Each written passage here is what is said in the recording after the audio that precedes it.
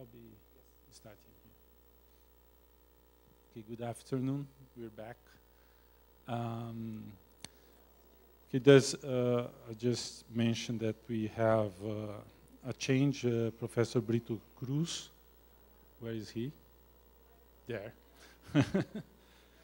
He's gonna talk about innovation on the side of Brazil, impact of innovation. So this session is on impact of innovation on and the third sector on development and the role of higher education.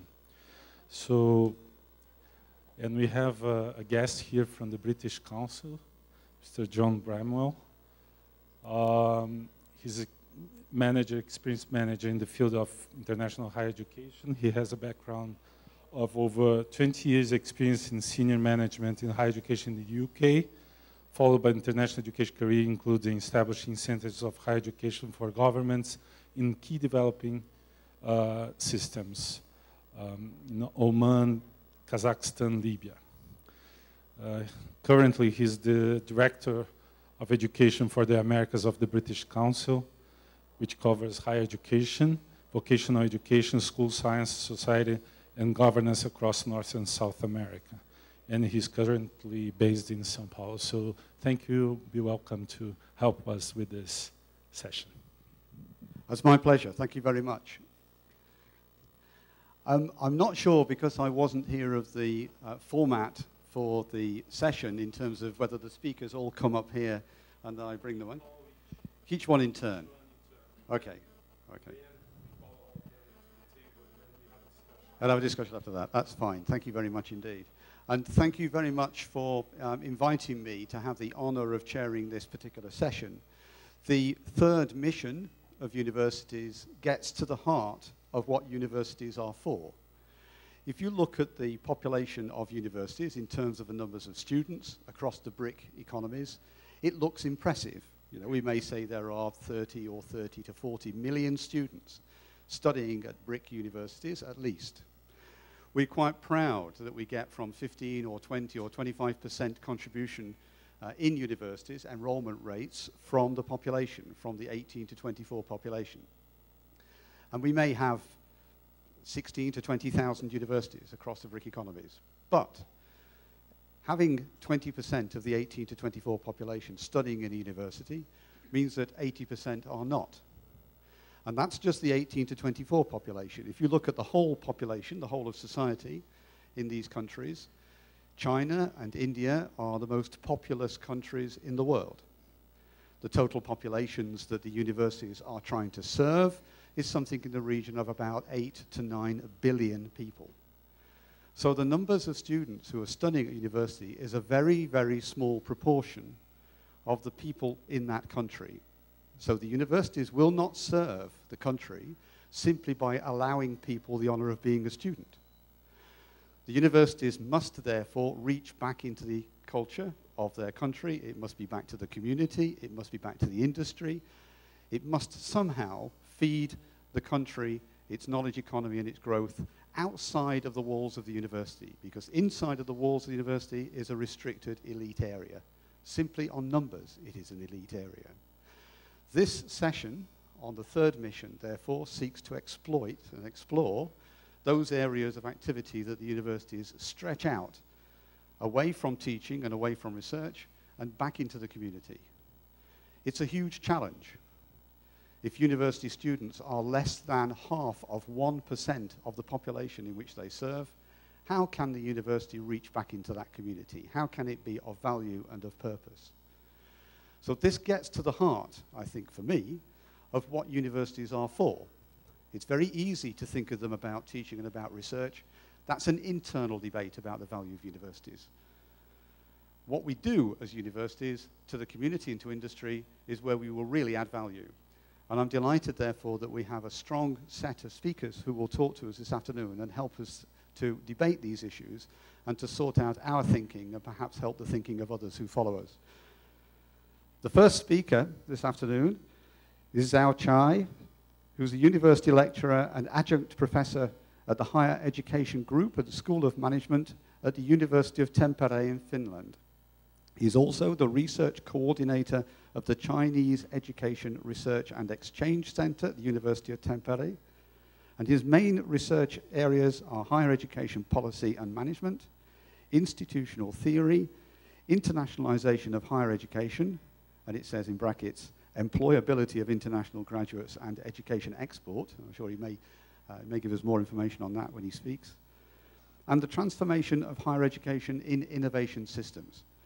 So I hope you'll join me in welcoming Zhao Chai to the table. Thank you.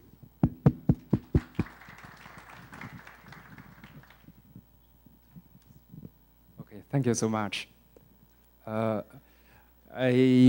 I'm supposed to be the last one to present because my colleague, Professor Yang Rui, is going to leave for airport very soon. So I really appreciate the opportunity, to offer my talk in the first place.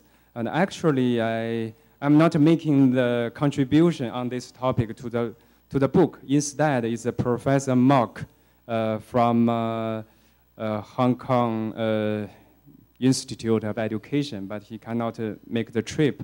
Elizabeth asked me to deliver a presentation on the topic because she knows that in the last 2 years I have been doing research on the topic, but I haven't, sorry, it's this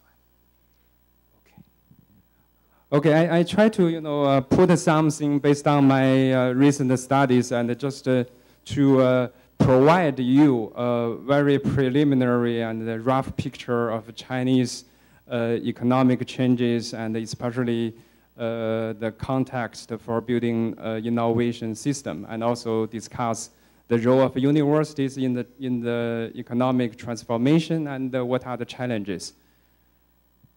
Okay. Yes. In this talk, basically I want to cover 3 things. One is about why China started to develop an innovative country. The secondly is about what are the roles of a university in developing innovation system. And thirdly, I will discuss some challenges. Thank you so much. And here, these are the 3 issues I'm going to present today.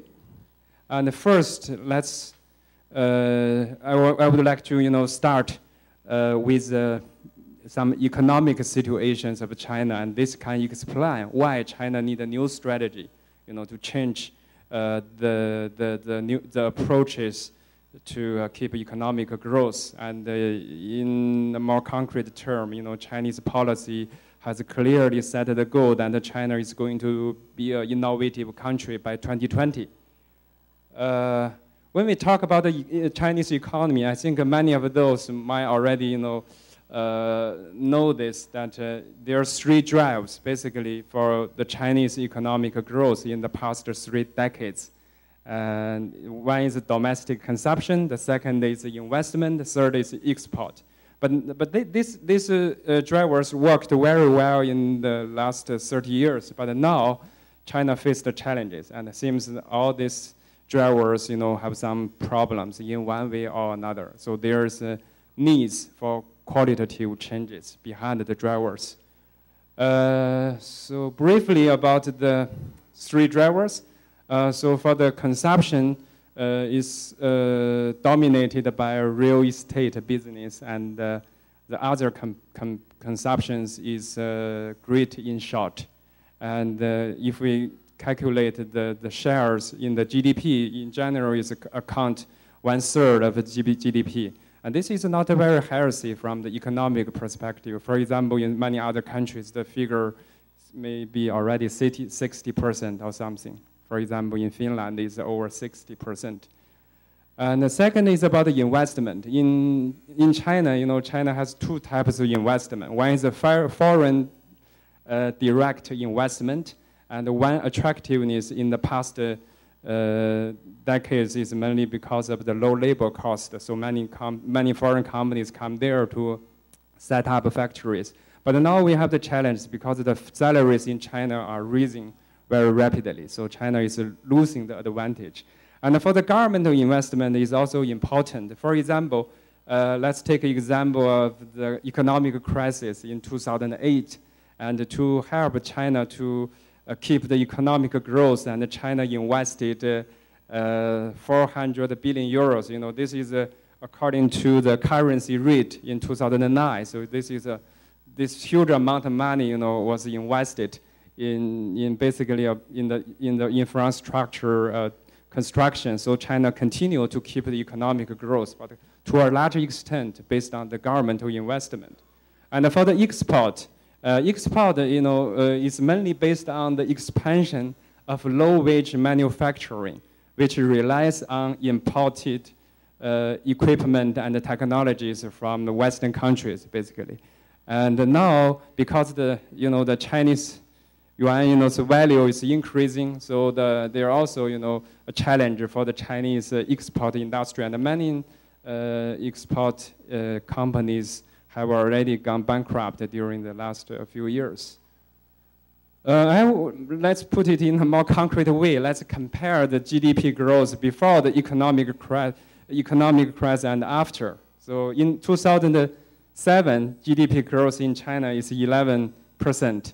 And we can see these are the three drivers. So if we divided 11.4% is domestic, consumption is 4.4, and the investment is 4.3, and you can read by yourself the others. But after that, you can see the investment, you know, works heavily for the contribution of the GDP growth, and it's minus in the export. So this is really serious challenge for the Chinese, you know, economic growth. And of course, besides these issues, China also faces other challenges. For example, there's a big gap between the rich and the poor. The Gini coefficient is very high, and also there is a very high unemployment in China, but it's very difficult to get the concrete figures in the governmental, you know, statistics. So it's always somehow around 4%. But it can be very high, and also as the Professor Zhang has mentioned that, you know, the undergraduate, you know, student also, there's a big number of the university graduate are unemployed, and also aging population and the environmental issues, and also the Chinese trade is mainly dominated by low tech, not the high tech. We can see from for some reasons it's disappeared.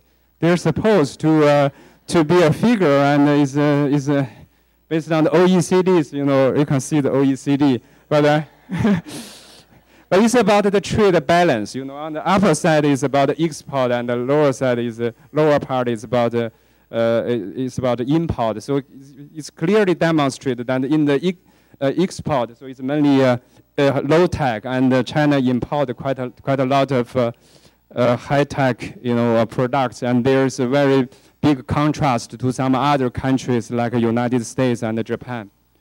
Okay. So based on against the current challenges, China set new policy strategies. The overall objective is to ensure further progress, because China wants to continue to grow the economy, but it's more, you know, socially and environmentally sustainable. So not only keep the development sustained, but sustainable. But this is already, you know, highlighted in the Chinese policy. And also to find a solution, China needs to seek new economic growth points, because the three drivers, you know, have in one way or another, you know, become a problem. And so they try to continue the economic development through technology growth. So following this principle, so the Chinese economic activities are supposed to change from the labor-intensive production to capital-intensive and technology-intensive, you know, industry. And this is a very important policy document in 2006. The Chinese state has set the goal of becoming an innovative country by 2020. So this is the background about the Chinese economic changes. Hopefully you understand more why China wants to develop the innovative country. It's not very rhetoric, but this is really something from the national perspective. It's also for survival. Okay, with respect to innovation system, there's a lot of definitions, but here I mainly understand the innovation system, under the three, categories. First is who are the actors. In the innovation system, there are lots of actors, but there are some major ones like universities, research institutes, companies, central and local governments in China. And also the institutions are very important, both formal and informal institutions. And also when we identify now we come to the more Chinese, characters. So what are the Chinese innovation system? Because now we talk about the innovation system is mainly a concept borrowed from the West. And actually the context of the Chinese national innovation system can be quite different from the one in the West. I just list a few points, based on my readings of some other literature. And on the left side is the main characters in the Western or developed countries, and then other side is China. I just want to give some examples. For example, nowadays the economic development is based on competition, and in the developed countries, it's compete through creation of new and better products. But in China, the competition is mainly through low product process and the lower price. And also in the Western countries, they try to outsource manufacturers, and basically China is a place to receiving the investment and to build up the factories. I think I can somehow skip. I think you might, take a quick review, so you know the basic, differences between the Chinese, economic environment and the West. And another characters for the Chinese innovation system is, even though the policy is encouraging develop a national innovation system, but actually it's more important for China to develop regional innovation systems, because the Chinese, in the Chinese system, the regional government, they have quite independent powers in developing, and also the freedom in developing the regional economy. So especially the provincial level or the municipal level regions are the basic units for developing innovation systems. And these regions are administratively and economically independent. So this is a very important characters, and even though we have the general impression that China is very centralized, but in terms of the economy and the financing, they are quite decentralized. And the regional government have really the power to decide, their own policies, and this can also explain, some argument in the morning, so that why when Chinese government set some goals, but even though the government want to stop, for example, the enrollment expansion, but it's still continued. It's mainly based on the regional government's interest. So in conclusion, the operation of innovation system it happens more often from within rather than between provincial level regions. There's a lot of things to talk about, the role of universities in the innovation system. But one key character is that, at least from the policy perspective, there is a strong motive to encourage the commercialization of knowledge. Is in doing so, the university and the industry relations are supposed, to be tightened. So this is a policy drive, try to, promote the close relations between university and the industry. It's mainly trying to commercialize the knowledge. This is quite in line with the discussion in the literature and also the practices in the developed countries. Now we talk about the more concretely about the changing roles of universities in innovation system, and then discuss some challenges. When we talk about the roles of universities in the innovation system and also in the economic development, there's a lot of literature have different argument. And this is one, from the regional economic, regional economic literature. It's not from higher education literature, and it's talk about the role or the impact of university on regional economy. Before the recent 1 or 2 decades, so normally in many countries, people see the universities' impact on the local economy is mainly from the input or short-term perspective. That means when we have universities, it's increase the demands for local services because we have more people there, we have students. When we have students, also students need to consume a lot of services. So it's increase the demands for the local services. And also it's helped the government to generate some revenues. So this is some direct impact. When we have more universities, more students, then the economic, goes fast. But also, in the recent years, especially when we talk about the innovation system, the focus has changed from the input to the output, or long-term, long perspective, long-run effects on the economic development. It's mainly about the role of universities in providing high-quality human resources and also produce knowledge. It's mainly through the R&Ds and also, the close cooperation with the industry. I won't go in detail, but I just found that, in general, no matter what literature you have read, there's quite a common, themes among the studies. And in higher education literature, we often use the term second academic revolution. And for example, one character in the second revolution is adding the third mission. It means that economic and social development mission, in addition to the traditional teaching and research functions of university. For example, one important concept is about academic entrepreneurship and the capitalization of knowledge. And under this discussion, many universities, develop scientific firms or spin-off companies. But general theme is about the universities need to be more integrated into the economic development. And also about the role of university in the innovation system is often understood from the perspective of a triple helix framework. In the first day's keynote speech, Peter has already introduced the triple helix framework, but from critical perspectives. You have already seen the similar, frames, but basically the argument is there's 2 starting points of a triple helix. So they're from 2 models.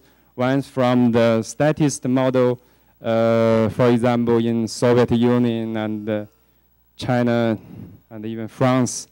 So the state are somehow controlled both the industry and academia.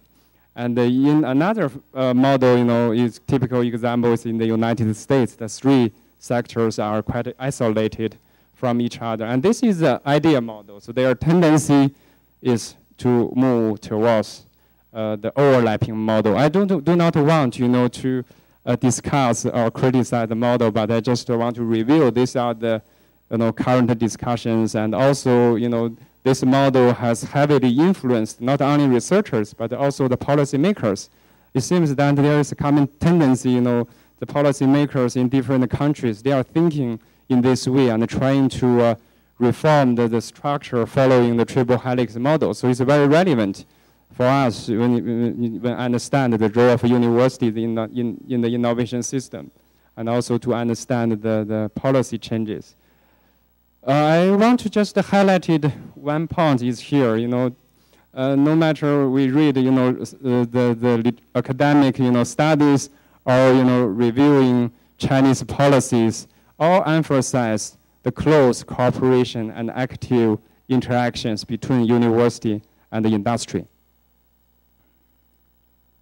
So there's a lot of dimensions aspects to talk about the role of universities in the innovation systems in China, but I try to focus on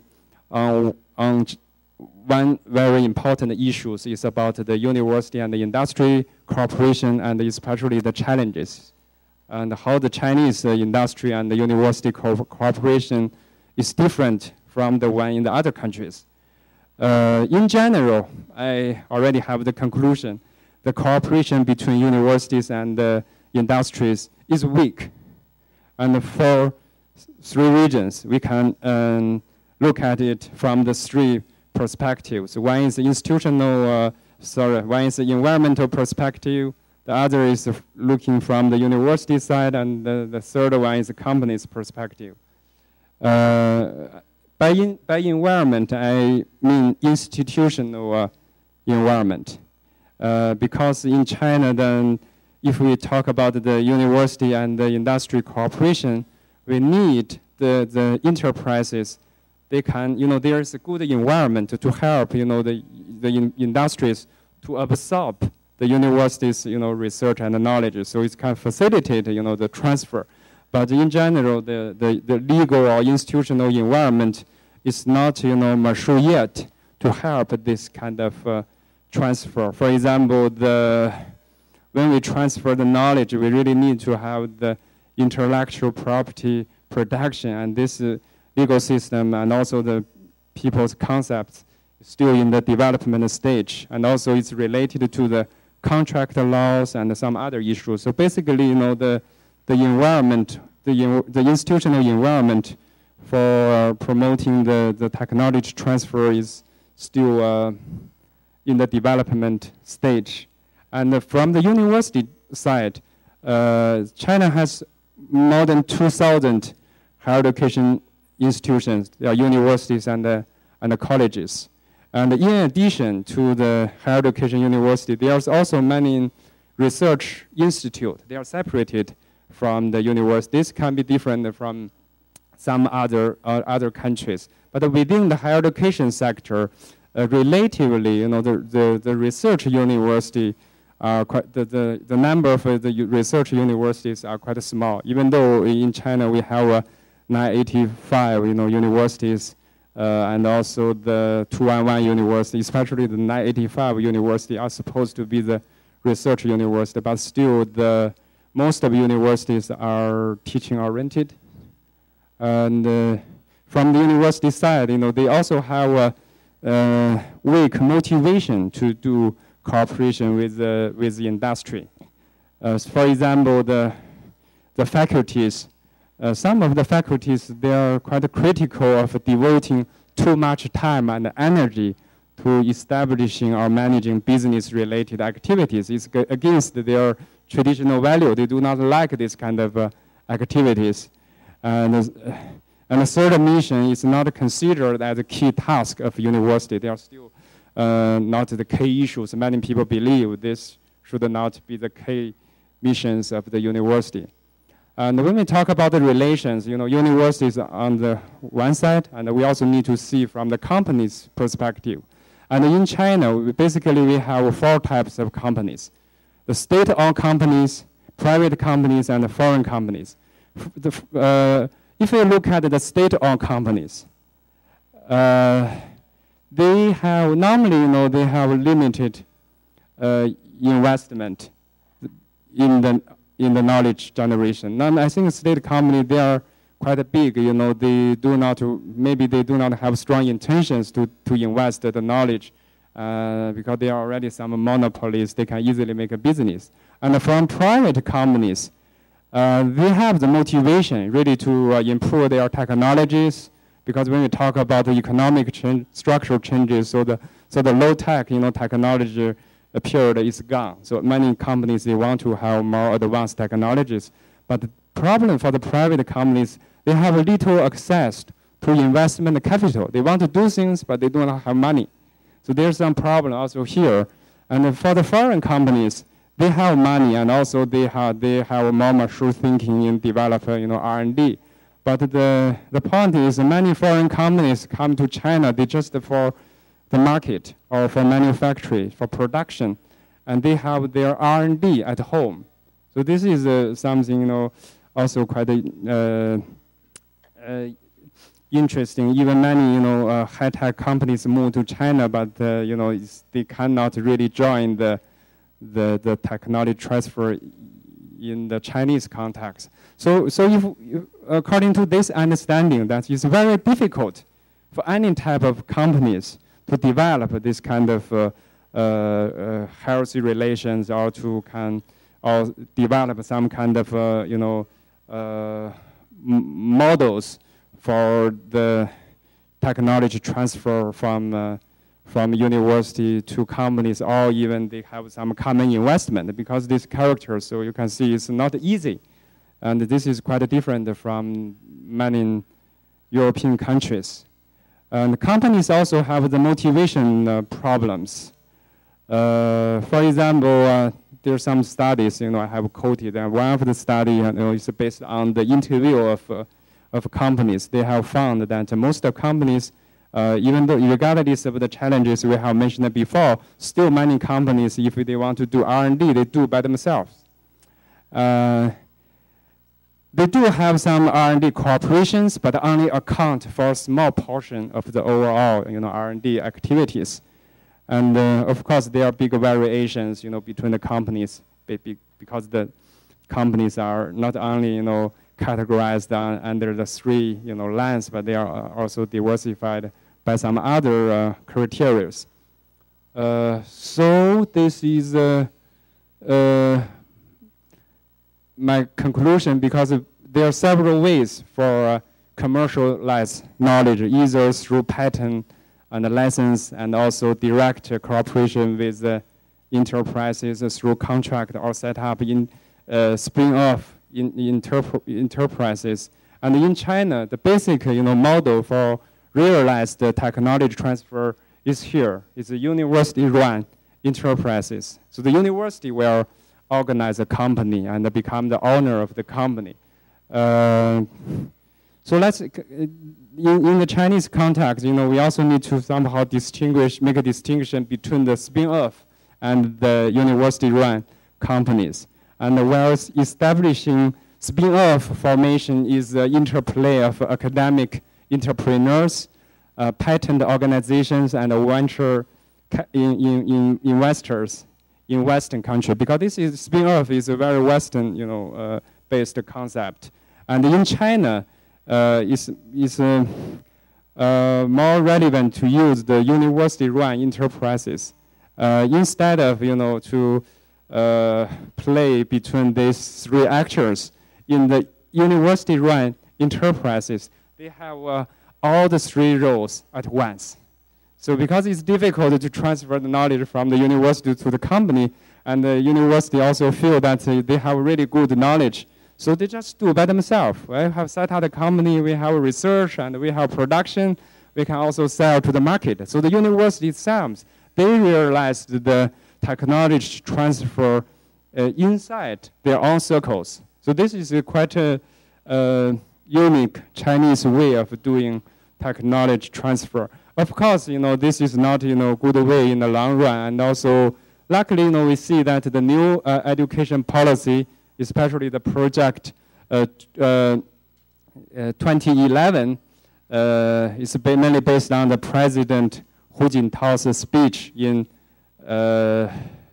2011 at the 100th anniversary of Tsinghua University. This is why it's called Project 2011. This is quite a typical Chinese ways to create the names for the major policies. And also, this is following, the speech is also, in the spirit of the 2020 Education Development Plan.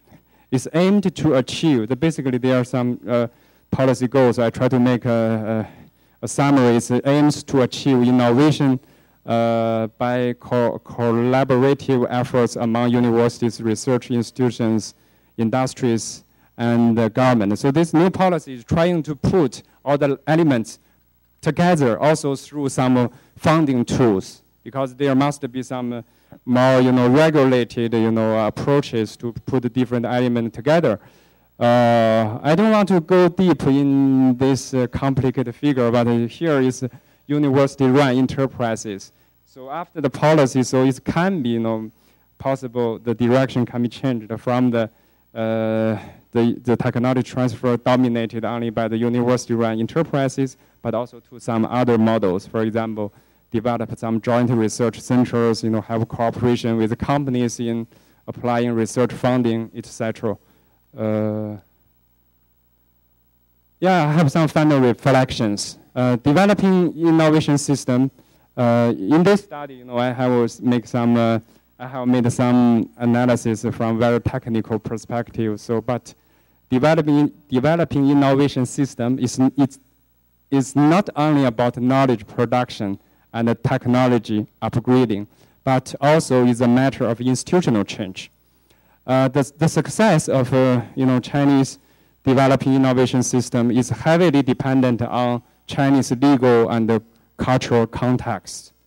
So to develop appropriate legal consciousness and culture, which help foster innovation at both organizational and individual levels, education is the key. So education need also play a key role in changing the legal concept and also the culture for innovation.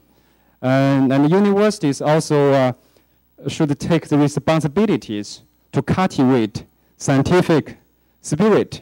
Professor Zhang has mentioned the Qian Xuesen. If you still remember, the picture one, professor with Chairman Mao. So he is Professor Qian Xuesen, and he raised a very famous question to our Prime Minister in 2005. So why our higher education institutions can hardly cultivate first-class talents? So this is also about the cultural issues. So in the end, I would like to conclude my presentation by an open letter to the Minister of Education by 11 professors from Anhui University. Anhui is the home province of both professors sitting in the back. I just try to read the letter. It's no surprise that all schools always fail to nurture outstanding talents. With so many universities competing to build luxury school buildings, who is to create an open and free academic atmosphere? With so many experts and scholars spouting for extra income, who is engaged in scientific research? If people issue their papers just for completion of tasks, who will be immersed in further exploration of issues? When so many professors are striving to become leading members, who will regard science as the basis of all issues? Final slides continued. So when the executive power is always about the academic power in schools, when the executive order is much higher than academic freedom, when quick success is much better than forethought, our schools will impossibly nurture outstanding talents, but just regretfully become the source place of outstanding talents for the United States and other countries. Thank you.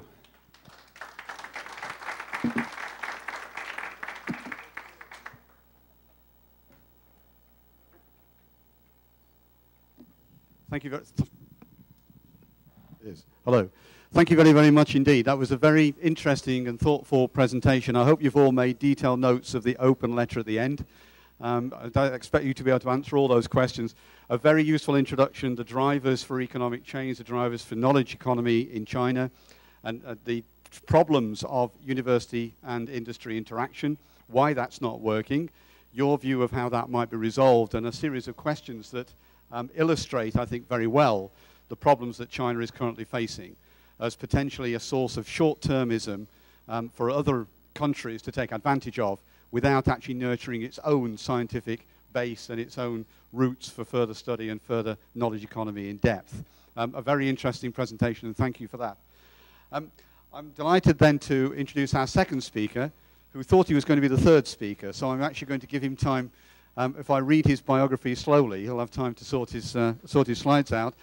Punde Pillay is a visiting professor at the University of Witwatersrand-Johannesburg in the Faculty of Education and the School of Public and Development Management. He's an economist with research interests in education, particularly higher education, labour markets, poverty and public finance.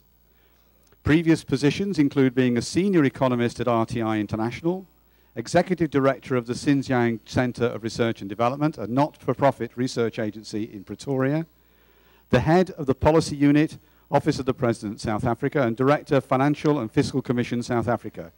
And as a consultant, he has worked extensively in Africa and Asia, including South Africa, Namibia, Lesotho, Zambia, Nigeria, Rwanda, Uganda, Bangladesh, Pakistan, and Iran.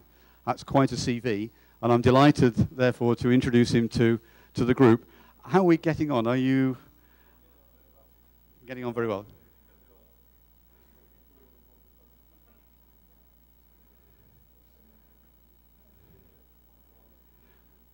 Sorry.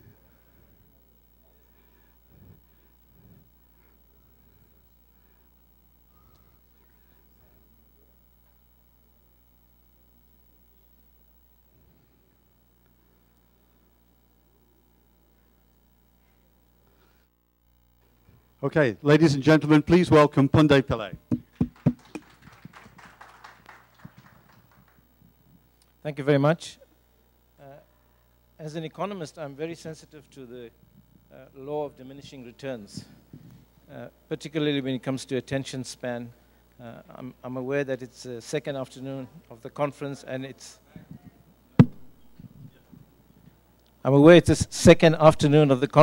and people's attention span is rapidly diminishing, so I'll try to do my best here.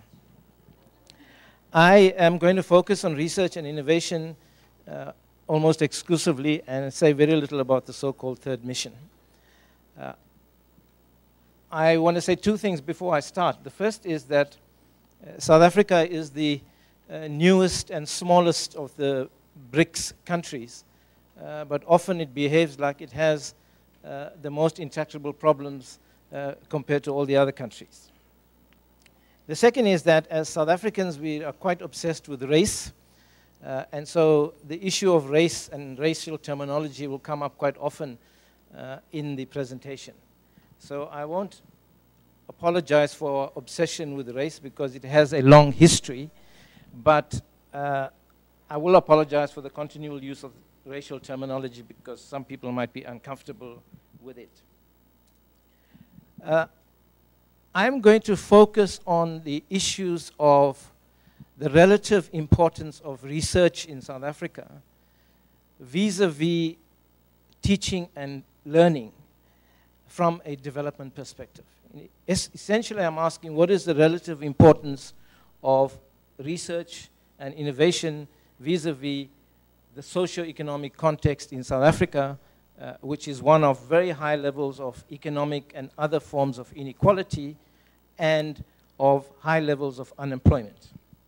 So I'm going to talk firstly about the economic development relationship with higher education. I'm then going to talk about the socio-economic context, then discuss a little bit about South Africa as a knowledge economy, and then talk about the research and learning issues in South African universities. And then finally conclude with some of the challenges. Now, when we look at the relationship between higher education and economic development in South Africa, I think that we're very fortunate in South Africa in the sense that the policymakers, amongst policymakers, there's very little disagreement that investments in what economists call human capital, but is really investments in education and health, are extremely crucial for economic and social development. So that's a good starting point when policymakers have a common understanding of the importance of education and health investments for economic and social development. And this is reflected, for instance, in the very high levels of public investments in education and health in South Africa. As my colleague pointed out yesterday, Keith Menon, we spend a lot of money on education to the extent of about 20% of our budget goes to education. about 6% of the gross domestic product, which is very high by developing country standards. And then I think thirdly and most importantly, there is a widespread recognition amongst policymakers that higher education is very important for economic growth, okay, and for broader economic and social development. Now this is almost unique on the continent of Africa because many sub-Saharan governments are forced to diminish the role of higher education mainly because of funding reasons. And what my colleague from India yesterday referred to as the intersectoral competition for economic resources. Because there are so many priorities in poor African countries, very often higher education becomes marginalized in the allocation of resources. Now, to a large extent, this is not true in the South African context.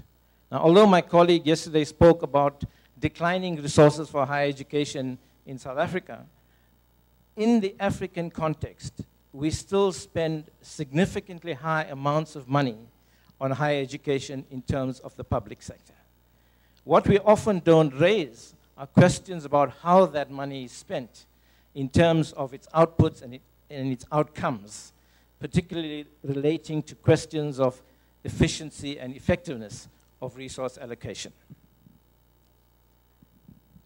Now, in terms of, I want to say something about the socio-economic context in South Africa because I think it's important to link the socio-economic context to the relative roles of universities, both with respect to economic development, but also in terms of their research roles vis-a-vis their education and training functions. And I'm going to focus on three aspects of the South African socio-economic context. The first is inequality. Now, a common thread that passes through all of the BRICS countries is that they are at the top of the inequality league to some degree, with South Africa the undisputed champion in terms of income inequalities, as reflected in what we call the Gini coefficient. Now, for those of you who don't know what a Gini coefficient is, very simply, if it's closer to 1, there's more inequality. If it's closer to 0, there's less inequality. So examples of countries that are relatively equal are countries in Scandinavia, where the Gini coefficient is around 0.2 or 0.3. Now, in South Africa, as my colleague also pointed out yesterday, inequality is extremely high. The Gini coefficient is the highest in the world for the countries for which it has been measured at 0.7. Okay? But Brazil is at 0.55, India is at 0.54, and China is at 0.45 for the distribution of income. Okay? Now, if you want to know what this means, what this Gini coefficient translated into less technical language means, in South Africa it means that the top 20% of the population takes home 70% of the income. The bottom 20% takes somewhere between 1 and 2% of the income. And this is what is reflected in this figure of 0.7 Gini coefficient. Of course, this is only about income. Inequality is manifested in many other aspects of asset distribution. For example, in wealth, in the distribution of education, in the distribution of land. Okay? Now, what are the implications of this? The first is that many economists, somewhat belatedly, are coming around to the view that inequality is bad for growth. Okay? Inequality was often in the neoclassical literature seen as an outcome, not as a causal factor. Okay? It's now very evident when you look at countries across the world, both industrialized and developing, that inequality is a very severe constraining factor on growth, mainly because it prevents large numbers of individuals from participating in the economy and contributing to economic growth. And one way this happens is that when you have a country in which inequality is increasing, invariably it leads to diminishing equality of opportunity in areas such as education and health. Now, secondly, The second implication of this serious inequality question in South Africa is that inequality in the economic sphere and inequality in the education sector reinforce each other. Okay? So when you have economic inequality, there's less opportunity to address education opportunities and vice versa. So that is the first issue I want to flag in terms of inequality. The second is that in South Africa, we have a crisis of unemployment. Okay? Unemployment at its very minimum is at 25%. And depending on how you measure it, it could be up to 40%. Okay? So anywhere between 25% and 40% of the economically active population is unemployed. This is in absolute numbers between 4 to 7 million people in a population of just over 50 million. Okay? Now, alongside these very high levels of unemployment, you have a situation in which there is a critical shortage of skills. Okay? So you have high unemployment and very critical skills shortage. And this has very important implications for the kinds of things that the higher education sector should be doing in terms of research and or teaching and learning.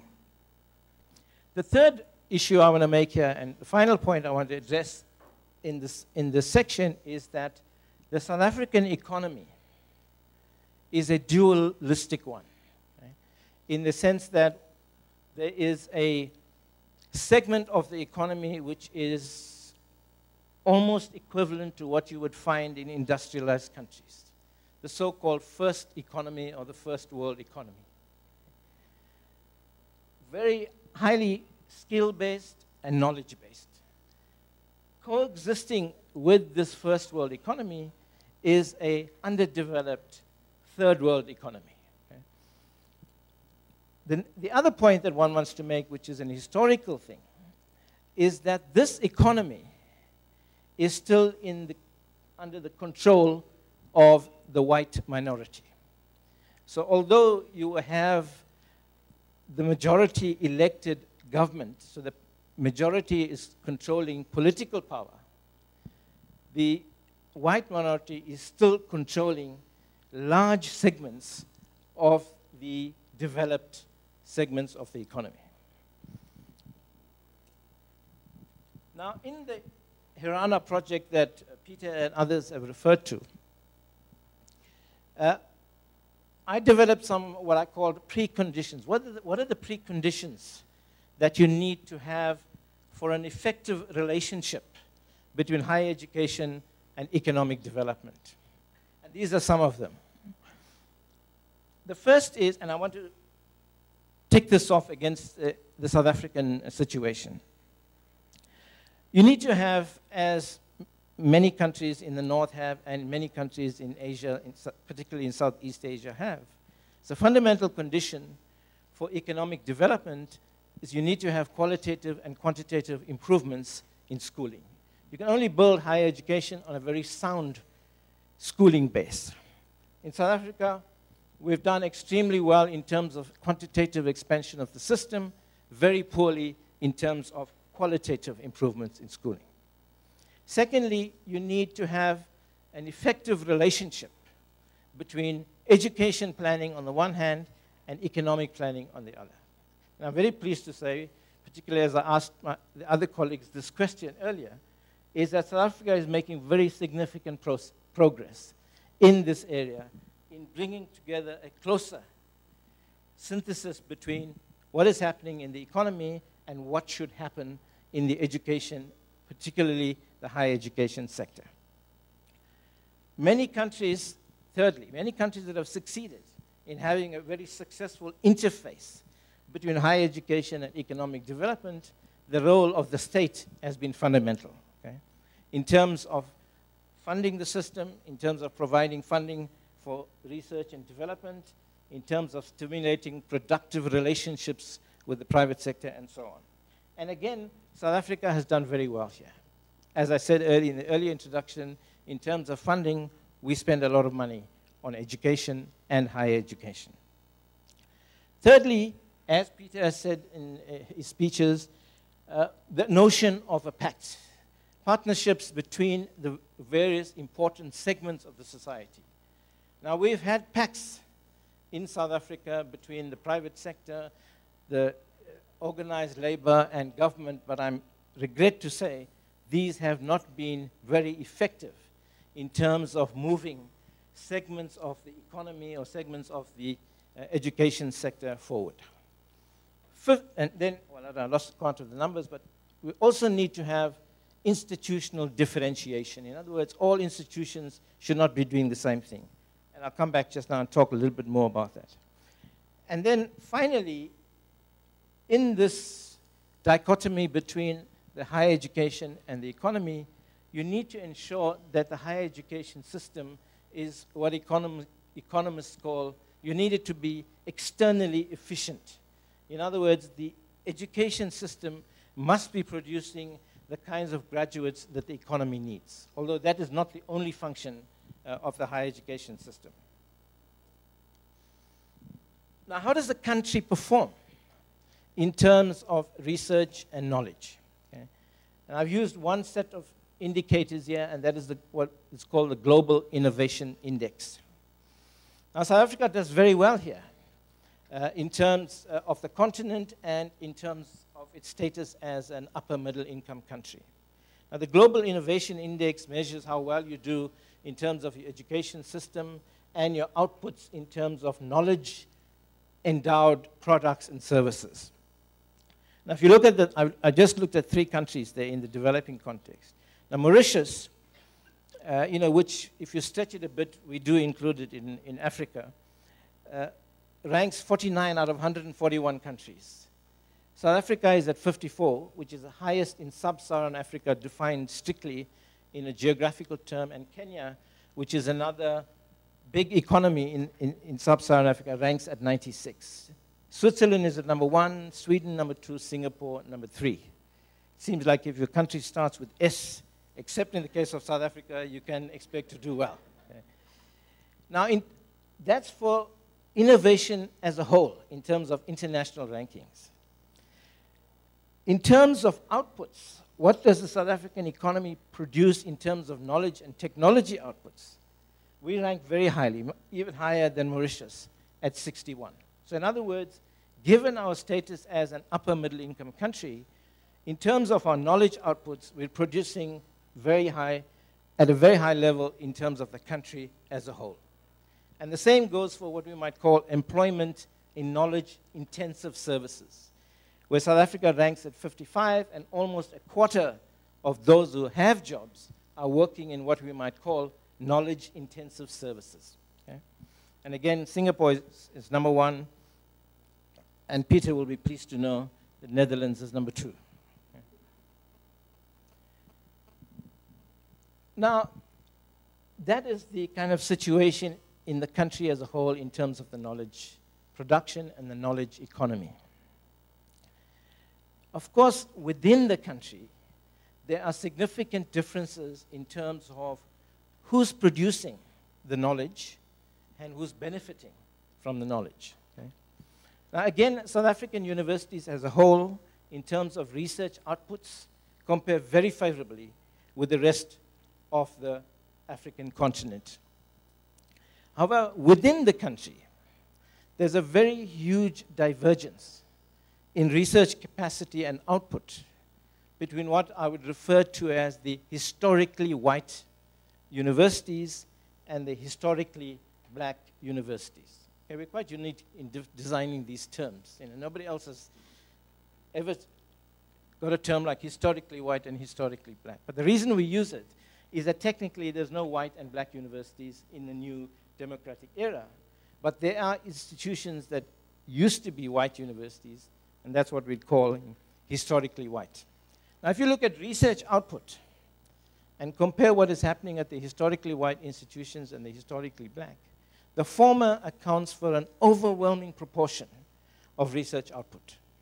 The top 6 universities in the country are all what we might call historically white, and they are responsible for anything between 60 to 70% of academic output. Okay? So very little output in terms of research, innovation, publications, and so on, is coming from the other 17 universities in the country, many of whom are what we would describe as historically black and not located in the metropolitan areas and largely in small towns and rural areas. In terms of the so-called third mission, which I'm going to refer to briefly, a similar picture emerges when you look at industry research linkages.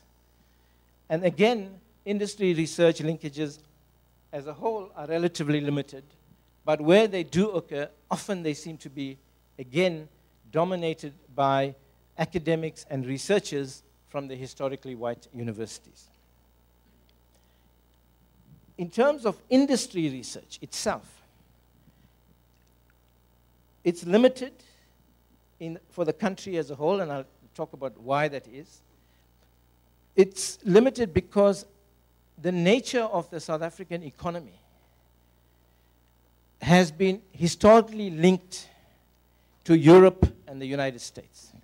So much of the innovation for South African industry is developed elsewhere. Now, this situation has been exacerbated in the post-apartheid era because many of our leading companies left South Africa when democracy emerged. And so they took with them also their research capacity and so on. And so the first world economy that I referred to is not one in which there is much scope for research and innovation for local universities. That's one really a very important reason. So what we have in South Africa in terms of the structure of the universities is that we have very significant institutional differentiation already. Okay?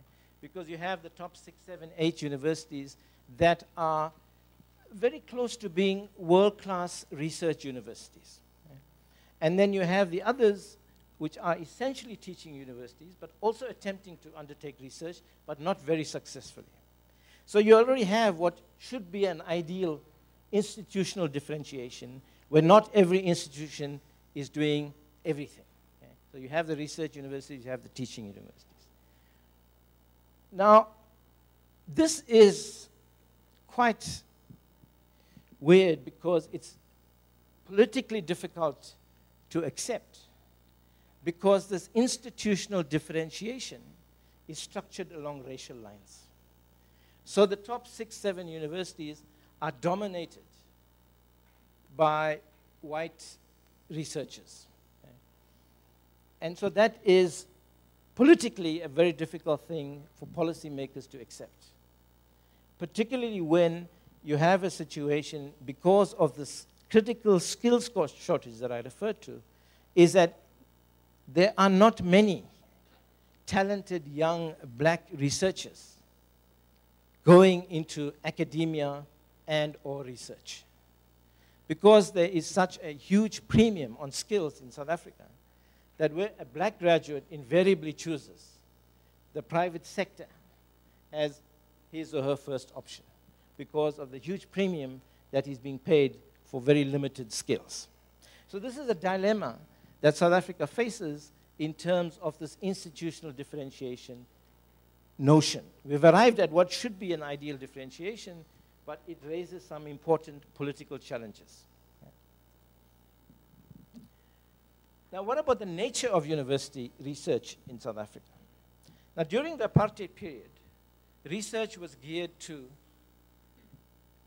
such things as developing self-sufficiency in the defense sector and in areas like oil production and so on. Okay. Today, there's been an important shift in that, because research is essentially geared towards issues of economic and social development, particularly in areas like HIV and AIDS and the environment and so on. Another reason why research is not dominated by universities only is that we have a very important component of what we call research councils, which are funded by the government essentially function as parastatals in the various sectors. So we have organizations like Council for Scientific Research, Medical Research Council, Agricultural Council, so on and so forth. So that diminishes both the outputs of the universities and the capacity of the universities to build their capacity even further. Now, let me try to bring this to a conclusion here. I raised the question of inequality in education and in other aspects of our socio-economy because I think it has very important implications for our capacity to develop large numbers of talented people for developing the economy and particularly the higher education sector. And related to that is this question of unemployment and the skill shortages. There are serious issues in the South African system around quality of higher education, around efficiency in higher education. In other words, we have high repetition rates, high dropout rates. Only about 20% of students complete an undergraduate degree in the minimum time. So these are all adding to the costs of the system. And there are also questions about, is the system relevant to the social and economic needs of the country? Okay. The unemployment question and the skills shortages has very serious implications for both in terms of social and economic consequences. But it also leads to the question of what should the role of the South African universities be? And should it be more research or a greater focus on developing the skills, education and training function vis-a-vis these questions of unemployment, skills shortages, and low levels of economic growth and development? My own view is that we should look east. We should look at what, in greater depth, at the East Asian growth model.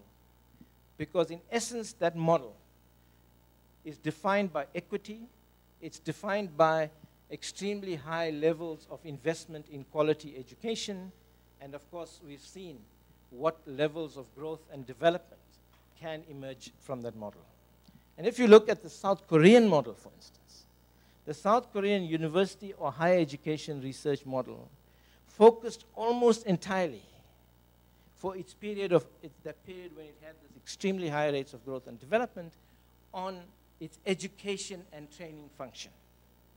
The research function came later in the public universities, and by developing those skills for education and research, the economy was able to contribute to the development of a very vibrant private sector in terms of research and innovation.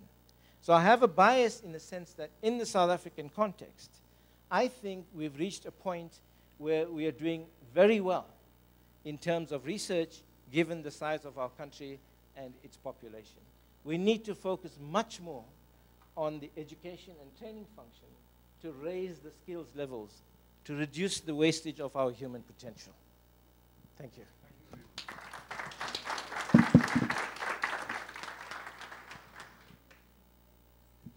Thank you. That was an extremely interesting and thought-provoking presentation, focusing on inequality, the role of the university in a rapidly developing and recently significantly changed country, and whether the models for that development should be from the West or from the East.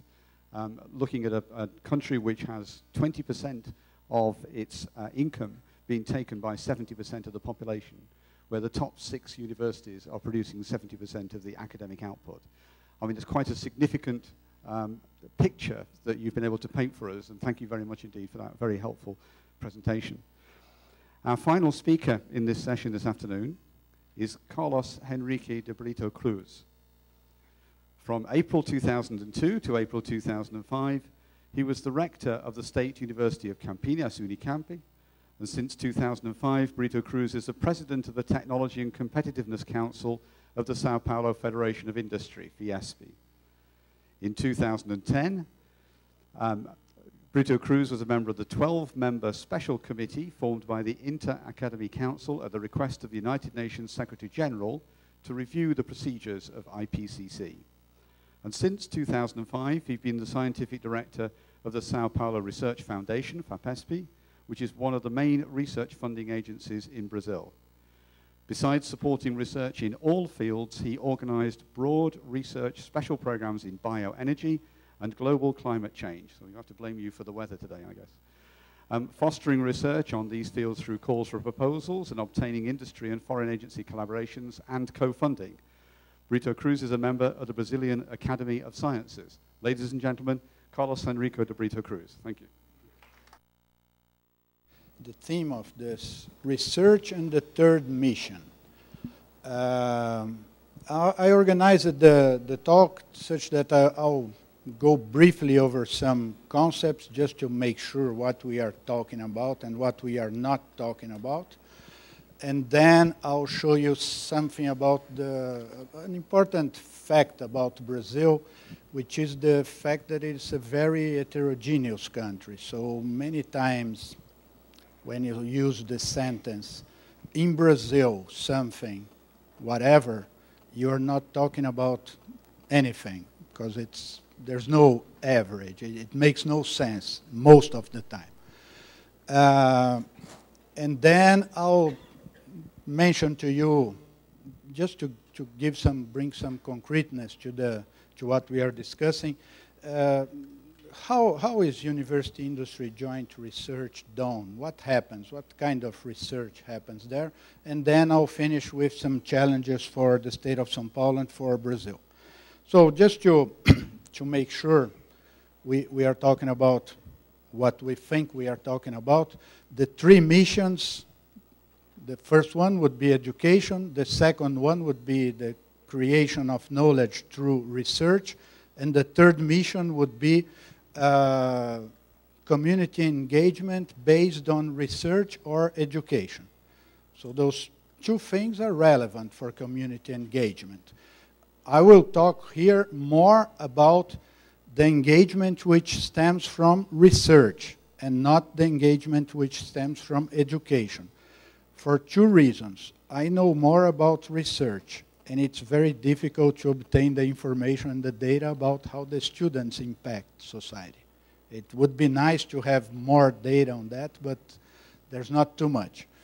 So this community engagement happens through several ways: knowledge transfer, licensing, joint research with industry and with government. That's one item that I would like to add here.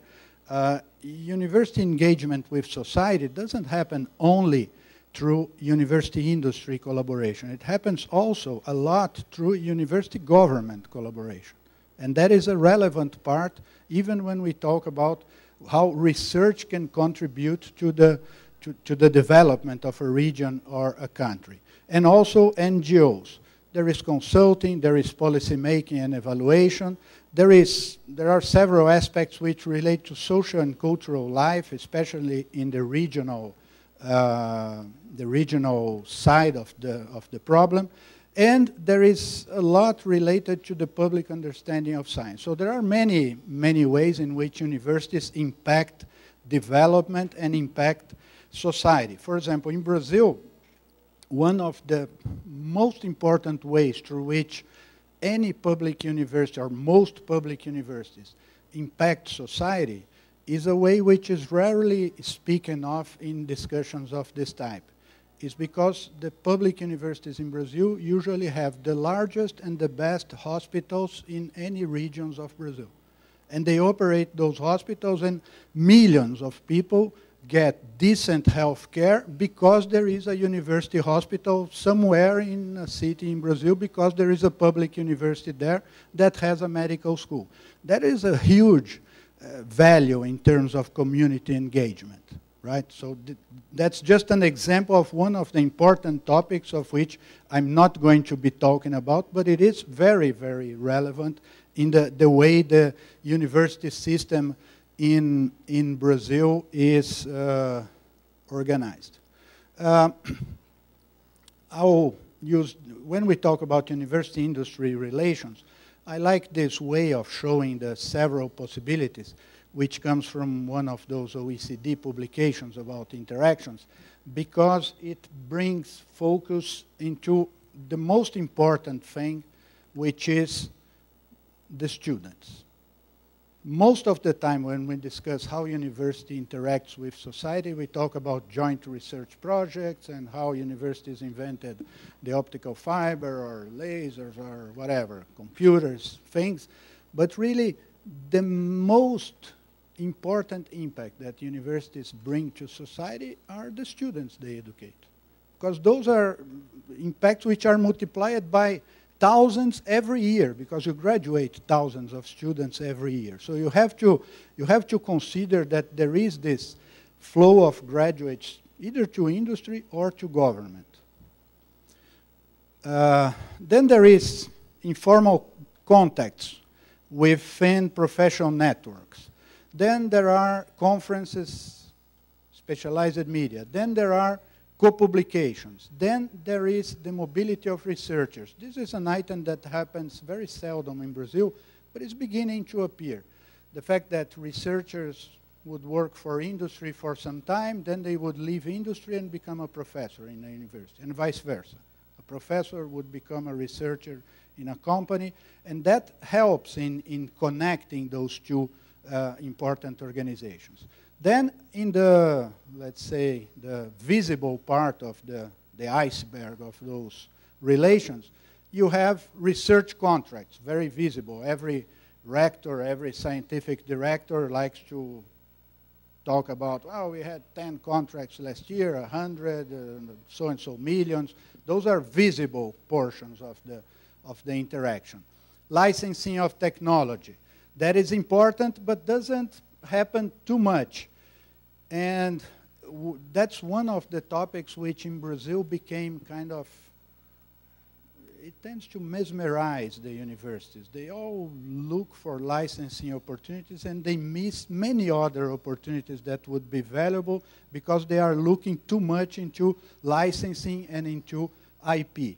So it's something which is relevant, but you don't want your life to be governed by licensing opportunities of IP. Then there are spin-offs.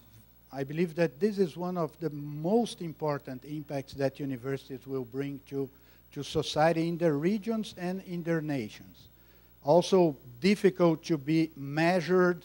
Not many universities measure well the number of spin-offs they generated. And then there are joint research labs. So you see there is a whole menu of possibilities for interactions, and we have to keep in mind that they are all relevant to some extent, and we want to take a look at some of those here. The other point I want to make in this introduction is that in Brazil, it's not that we are talking about universities will be important for Brazil. Universities are important and are essential and have a history of being essential for the development of Brazil. Brazil would never have self-sufficiency in energy if Brazil didn't have some world-class universities in this field of energy, either drilling oil, processing oil, or developing the biofuel industry in Brazil. That was done in industry with people who were educated in universities in Brazil. And that is a big realization. It's a big thing. Very few countries are self-sufficient in energy these days. So this is one of the examples of why I'm stressing here that it's not a will be. Universities in Brazil educated persons who operate industry, services, and government, accelerated the development. And nowadays, Brazil, because of the accelerated development, is facing a scarcity of qualified personnel. Almost all organizations in Brazil, private and public, are working worse than they could be working because they do not have enough qualified persons to operate in all levels of the organization. Any one of you who directs any organization will have gone through that. A person who cannot read and understand the instructions, a person who cannot read the instructions in English, a person who cannot talk to others and explain what they have in mind. So we have all kinds of limitations because of the lack of qualified personnel in all fields. People talk a lot about engineering, but we need all of them. We need lawyers, we need accountants, we need engineers, we need sociologists, we need all of them to operate Brazil. Then, I want to mention here that regional initiatives are determinant in Brazil because of this heterogeneity about Brazil that I mentioned in the beginning. And especially in recent years, we have seen that the not so large, but large for Brazil, economic growth that we have seen in the country led the states to have some fiscal leeway. They were able to spend more money than they were spending before. And that led states in Brazil to create regional initiatives in several fields, including university-industry interaction, innovation, and so on. So there was this rebirth of regional initiatives. Now I'll focus for a moment in one region of Brazil, which is the state of São Paulo in Brazil. It's one of the 27 Brazilian states. It is a state with a population of 41 million people. That means it is the size of Spain or Argentina. The economy of São Paulo, which is 1/3 of Brazil's economy, look at how the production of wealth is not well distributed in the country. One state with 25% of the population creates 34% of the wealth which is created in the country. So the size of the economy of the state of São Paulo makes the economy larger than the economy of Argentina and smaller than the economy of Spain. So we are between Argentina and Spain in terms of the size of the economy, and we are on a par with them in the population. The state of São Paulo creates half of the science which is created in Brazil. Again, the heterogeneity, for many historical reasons. The most important of those reasons is the fact that in the state of São Paulo, 13% of the state budget is applied into higher education and research. 13%. It's not 1% of FAPESP, it's the 10% of the universities, then another 2 or 3% for the research institutes. So it's a large amount of money for when you're talking about an economy the size of Argentina and Spain. Argentina and Spain do not spend 13% of their budgets in research and higher education. So it's a substantial effort which happens, which leads to a situation in which the amount of the state GDP which is applied in research is 1.63%, which is a number comparable to the average for the 27 European countries, which is around 1.7% of their GDP. In the state of São Paulo, there are state universities, federal universities. There is a network of technical higher education schools. It graduates 45% of the PhDs who are graduated in Brazil, which makes the state of São Paulo the only state of Brazil which exports PhDs.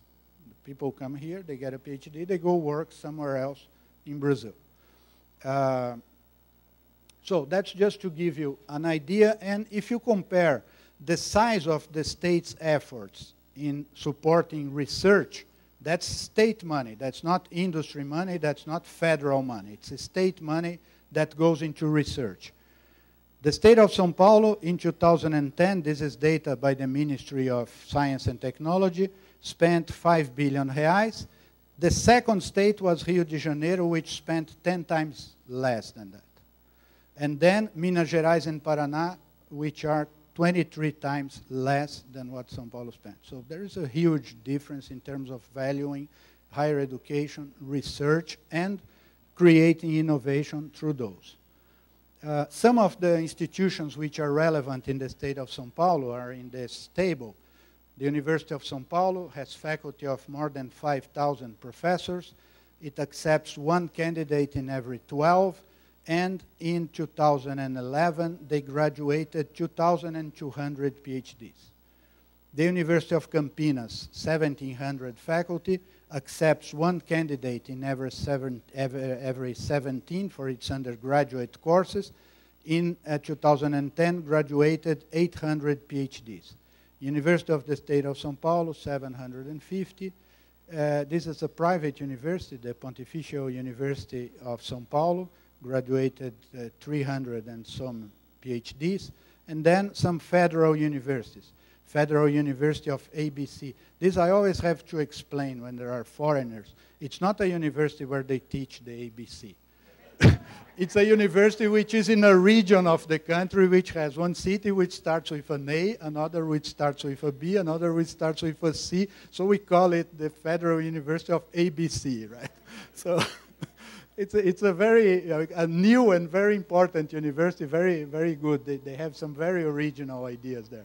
Then there is the Federal University of the State of São Paulo, which is mostly a medical school. Now it's broadening its interests. And then the Federal University of São Carlos and the Aeronautics Technology Institute. So those are the main higher education organizations which relate to innovation in the state of São Paulo. There is a large network of private universities. But in Brazil and in the state of São Paulo, the private universities are very weak in anything related to research. They have lots of students, they do teaching, some even do reasonable teaching, but they are almost zero in research. When we talk about universities and industries working together, it's important to understand, I believe, that universities have certain interests, industry has another set of interests, and there is an overlap between them. But it would be wrong to think of strategies that would try to make universities substitute for what industry doesn't do, or to make industry substitute for what universities would not do. They have to interact in the region in which there is a reasonable overlap. Mostly, universities are generally geared towards science.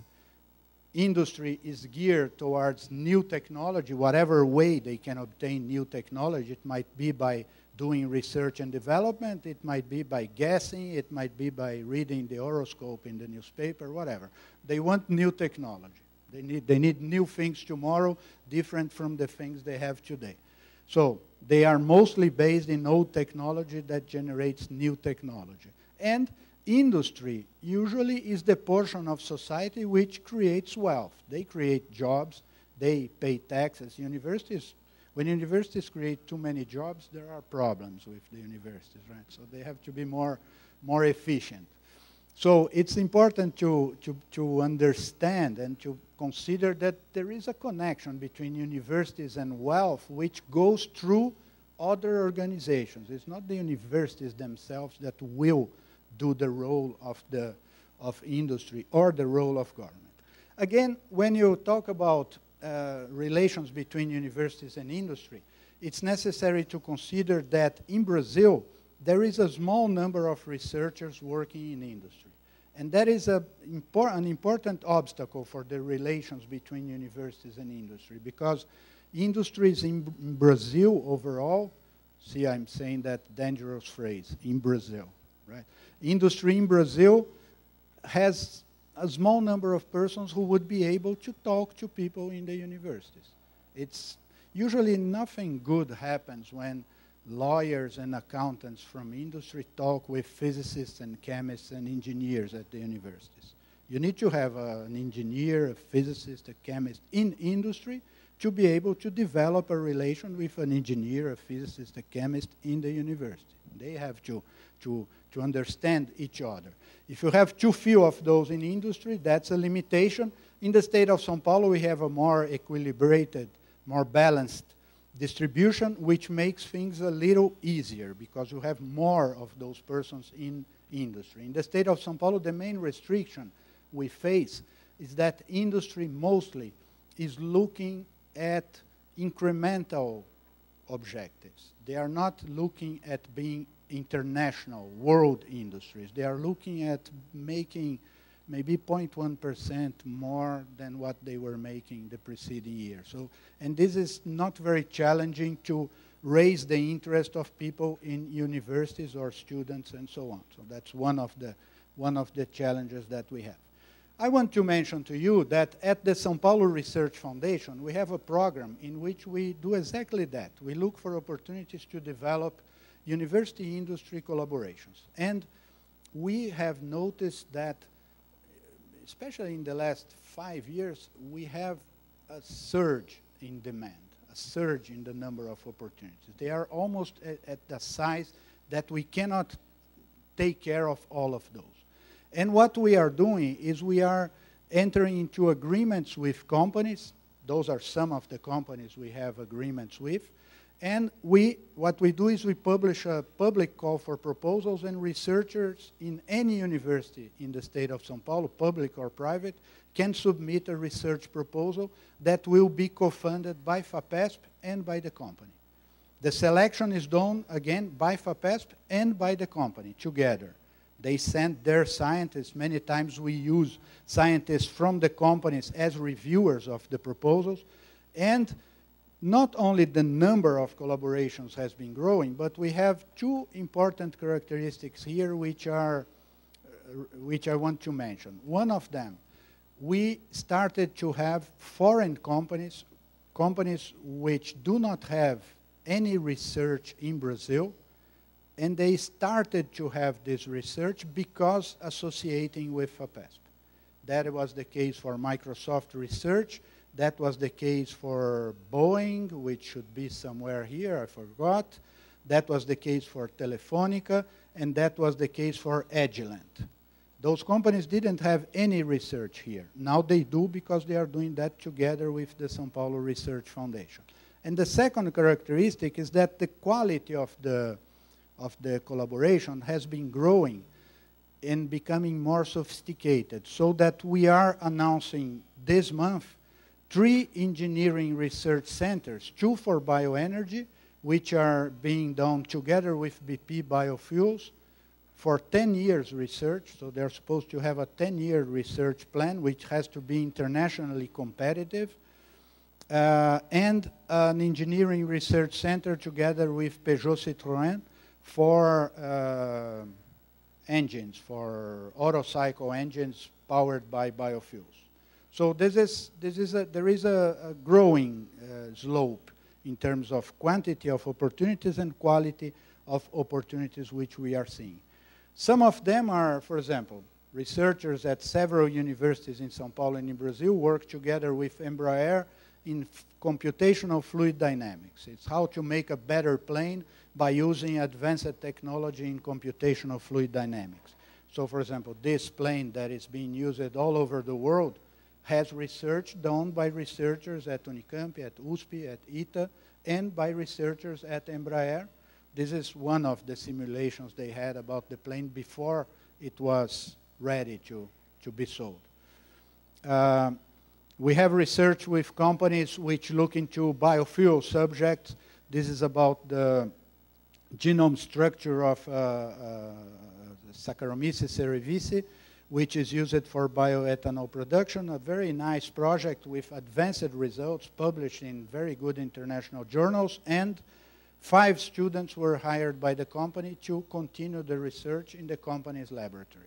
So it's not an opportunity research. It's really a collaboration that keeps on going after that. We have this case which I find interesting, because one of the difficulties when we talk about university industry or university government collaboration is that most of the time we tend to fall prey of short-termism, of doing things which are relevant next week but have no universal relevance.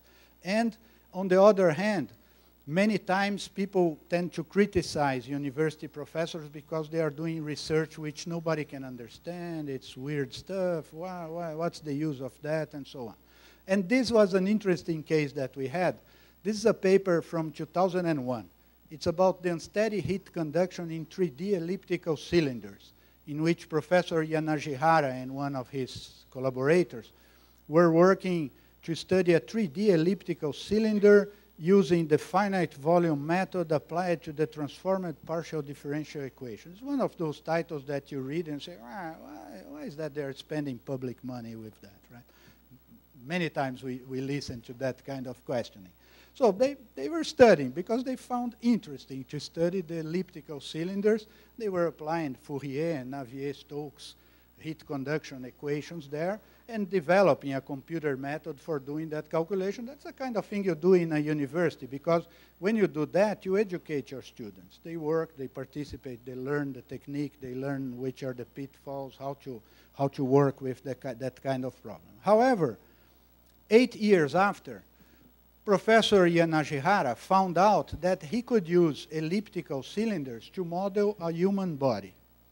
So all of us are made of elliptical cylinders. That's good news for us, right? So you have an elliptical cylinder here, another one, another elliptical cylinder, another, and then the legs and the head, everything. So you can model a person through elliptical cylinders. Well, the moment he found he could do that, he found he could model the heat flow in persons. How people get hot, how people get cold. Once he found about this, immediately Embraer became interested, because one of the things that creates the sensation of comfort when you're sitting hours and hours in an airplane is how your body warms or cools. If you have parts of your body which are too hot, you are unhappy with that plane. If the temperature is better distributed, then you are happier, which means you will say something good about the company will buy more of those planes at some point.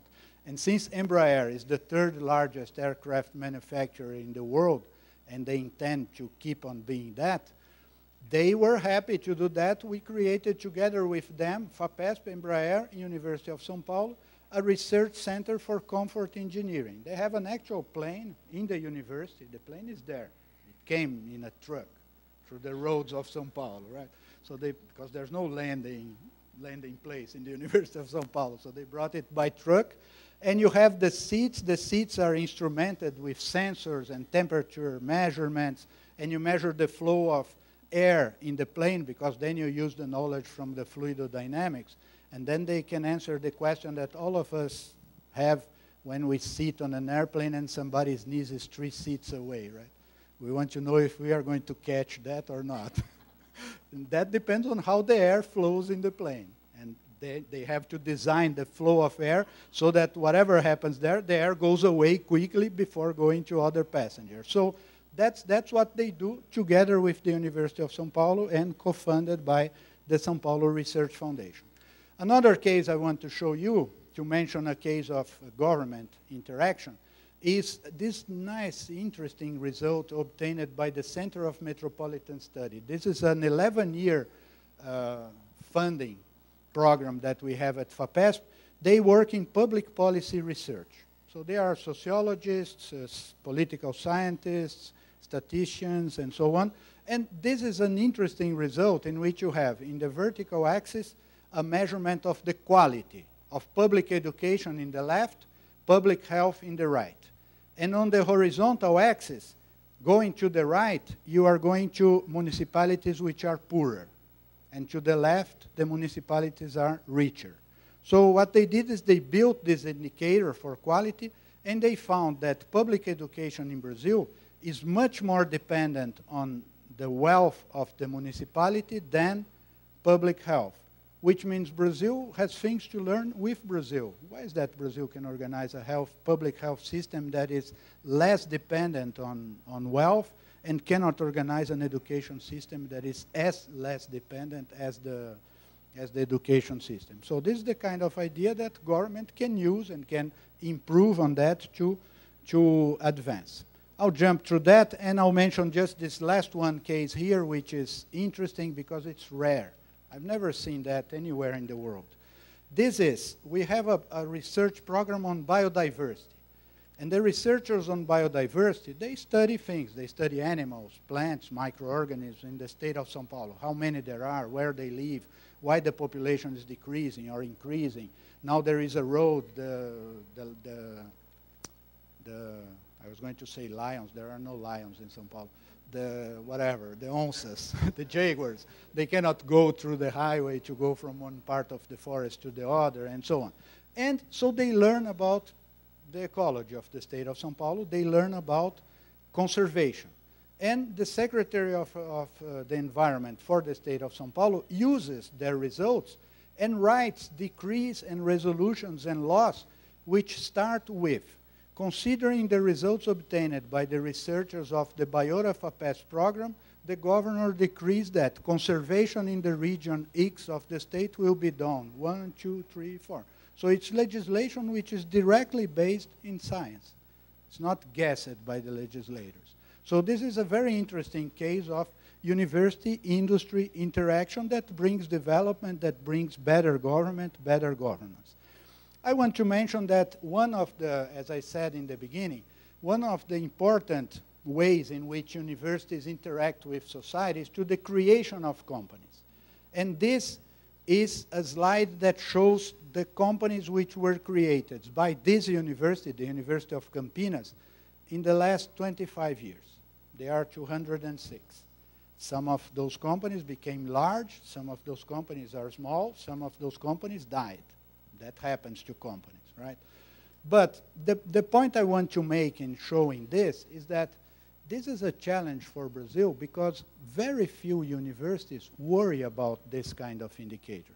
They know, you ask a rector, how many students do you have? They will say. How many professors? They will know. How many PhDs last year? They know. How many companies did your university create? They never know that because they don't pay attention to this very important indicator of the interaction of university with society.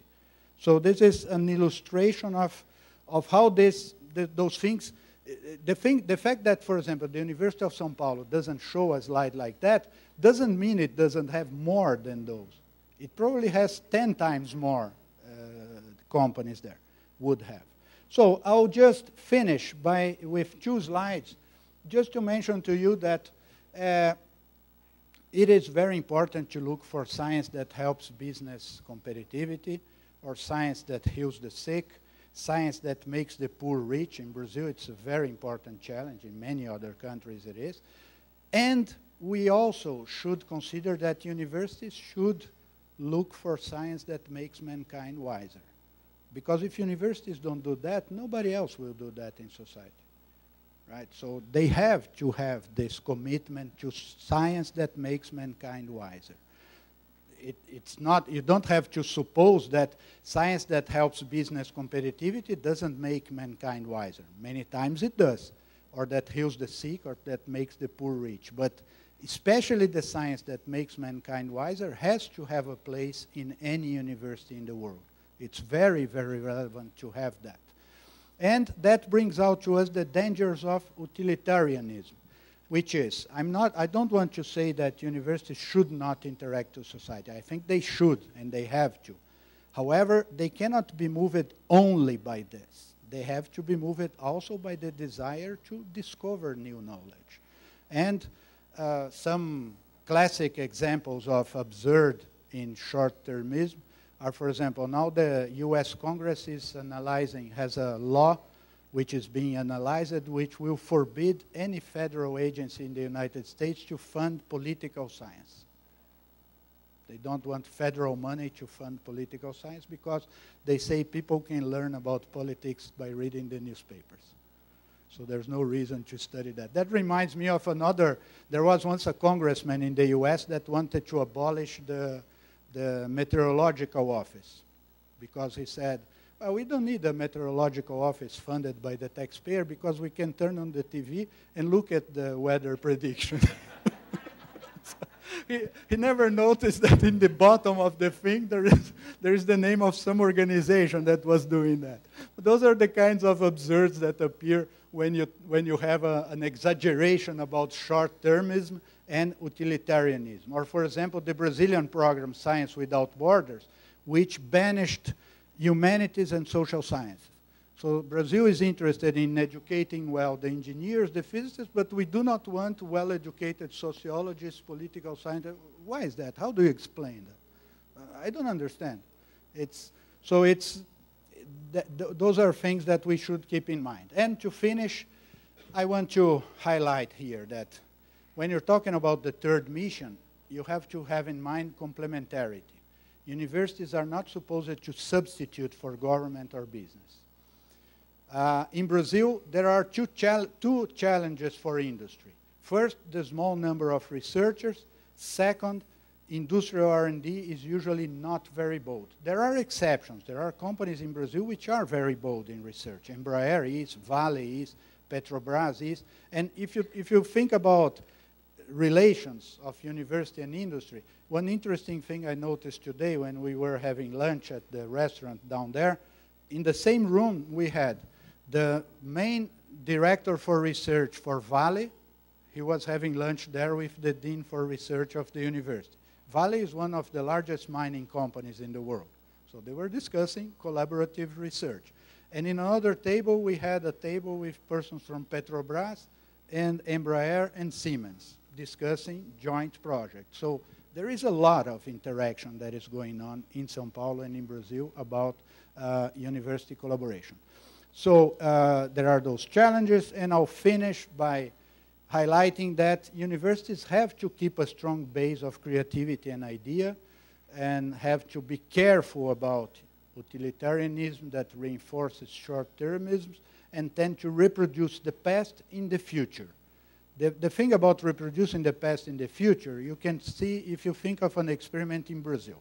If you would go to Brazil in 1946, and you would say, okay, let's create a university in Brazil. What are we going to create this university about?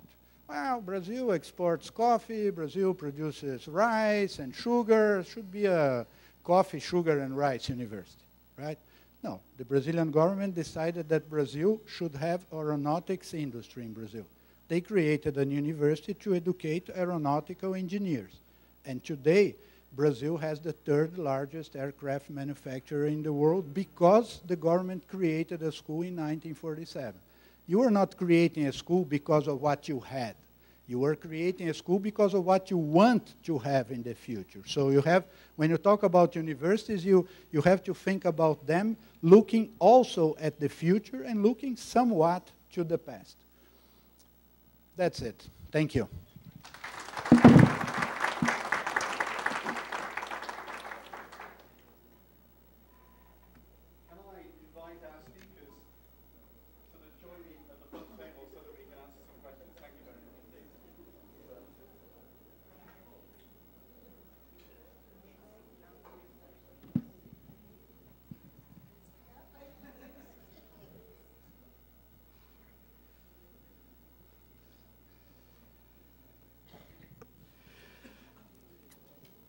Thank you.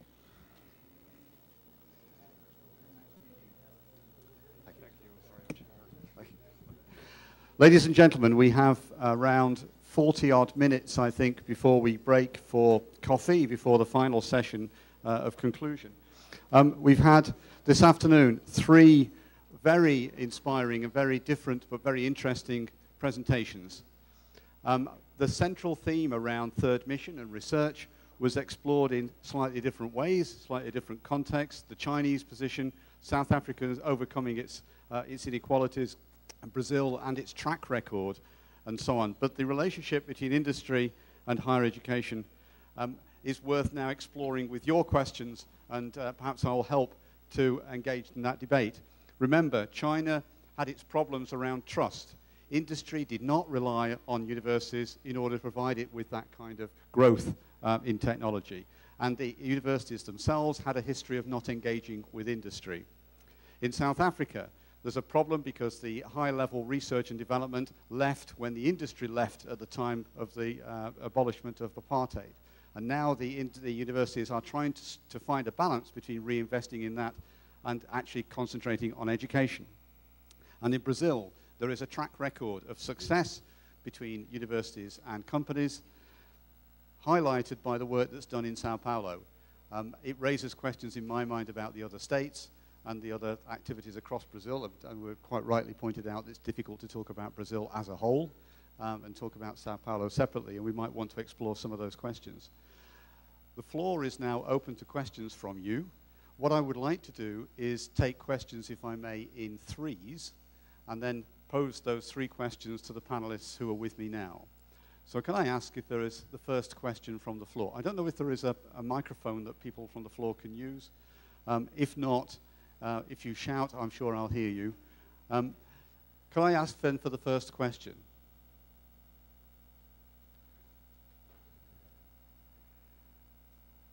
No one wishes to raise the first question.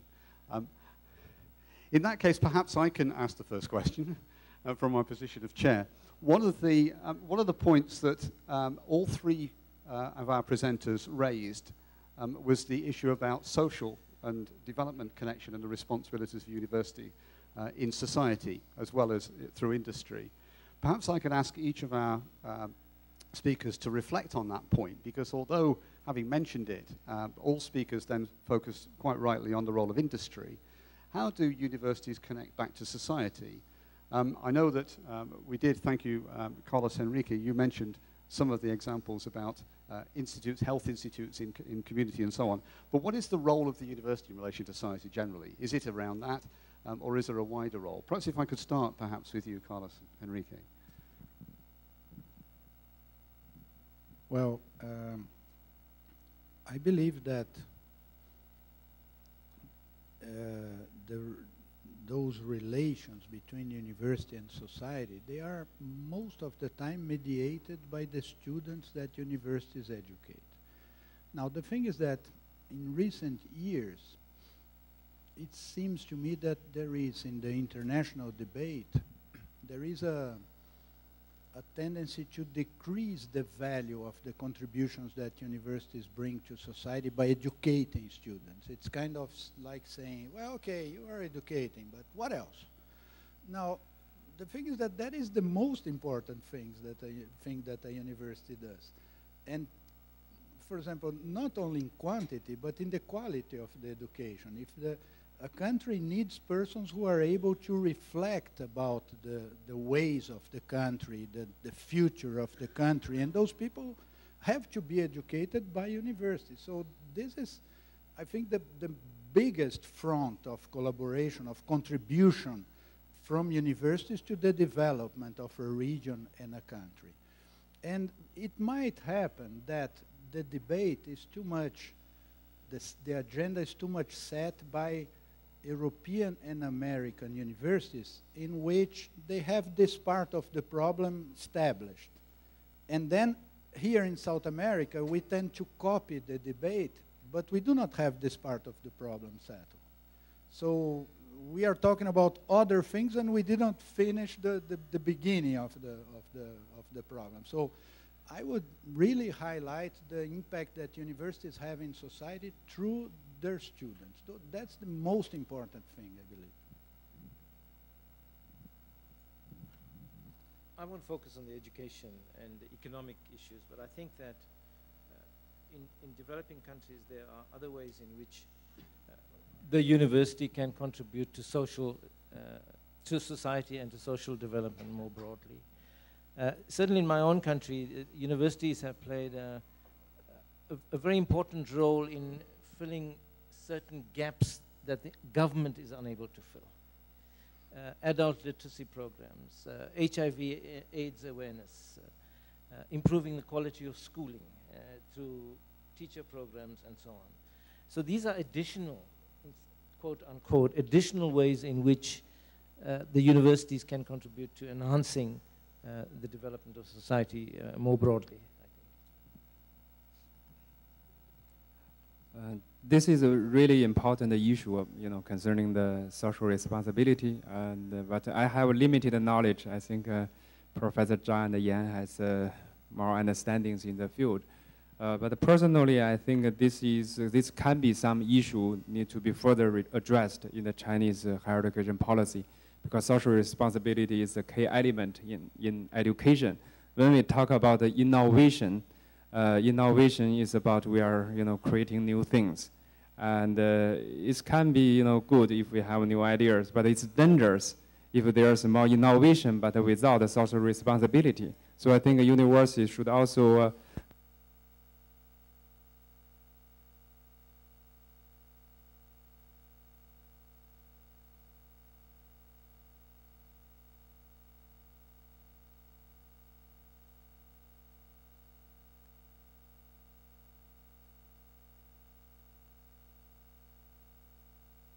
Som.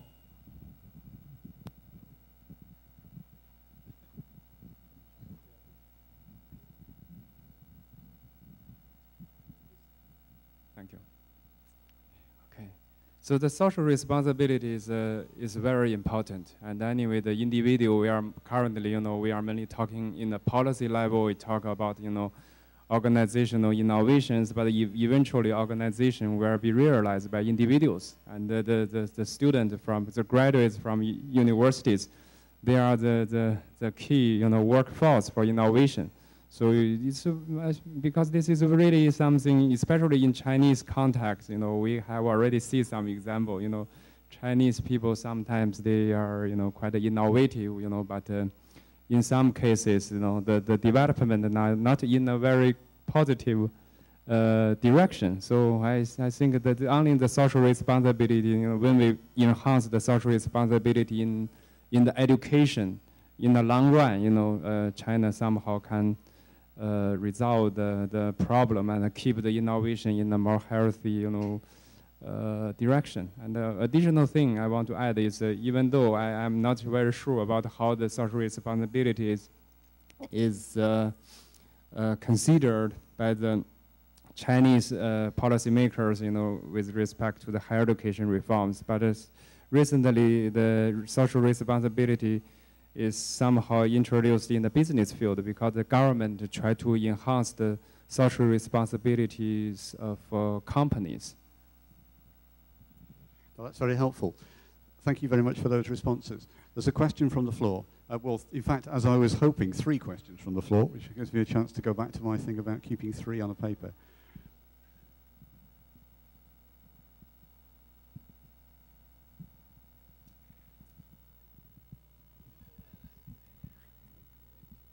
Thank you. Thank you for your presentations that focused, as you indicated, and as was also expressed in this first set of responses on industry, but there's also the link to the public sector, and I would rather express it in that way, link to the public sector than social responsibility. As one of my colleagues, Johan Olsen, has said, the term innovation has been hijacked by industry, but it is of course a concept that has been part of our societies for a very long time, and there's a larger need for innovation in the public sector than in the private sector. When we look at the grand challenges formulated by the United Nations, EU, OECD, in the area of healthcare, in the area of security, in the area of the need to take care of the aging, etc. But I'm very glad that this was expressed, as well as the link between education and innovation. 2 aspects that I want to raise and ask the panel to respond to is, first, when it comes to the link to industry, the need to make the distinction between the multinationals, the large companies, and the small and medium-sized companies. Most of the examples given were about large companies that have a long experience of working with universities like Sao Paulo or University of Cape Town or the large universities in China. And the universities and the companies, they find each other, not only in the lunch places, but also elsewhere. They have their meeting places. And these meeting places have developed into effective meeting places. But small and medium-sized companies, and these are the companies where, as research from around the world shows, small and medium-sized companies are the companies that produce jobs, new jobs, not the multinationals. So what are the relationship between higher education and these small and medium-sized companies, in addition to the educational relationship? What are the innovation needs of these companies that universities and colleges can provide? And the second issue, it was a pity that Professor Brito Cruz didn't refer to it in the last slide, but I was kind of surprised to see we shouldn't have too much basic research, because we might end up with research that isn't being used. Your last slide, if I read it correctly. So I want to raise the issue of the fact that a large part of the university's task in producing knowledge is based on the starting point that we do not know what we do not know.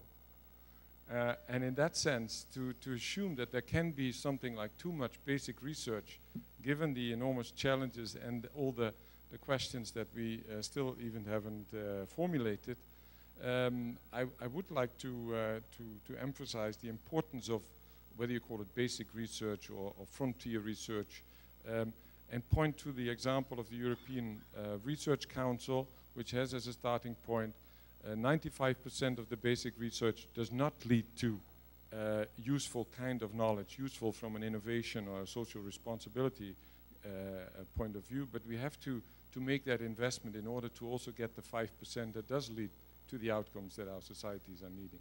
And especially our research universities are the ones where there should be environments, as you've been pointing to, where researchers can follow their curiosity instead of having to constantly refer to the immediate social needs and the social responsibility environments of society.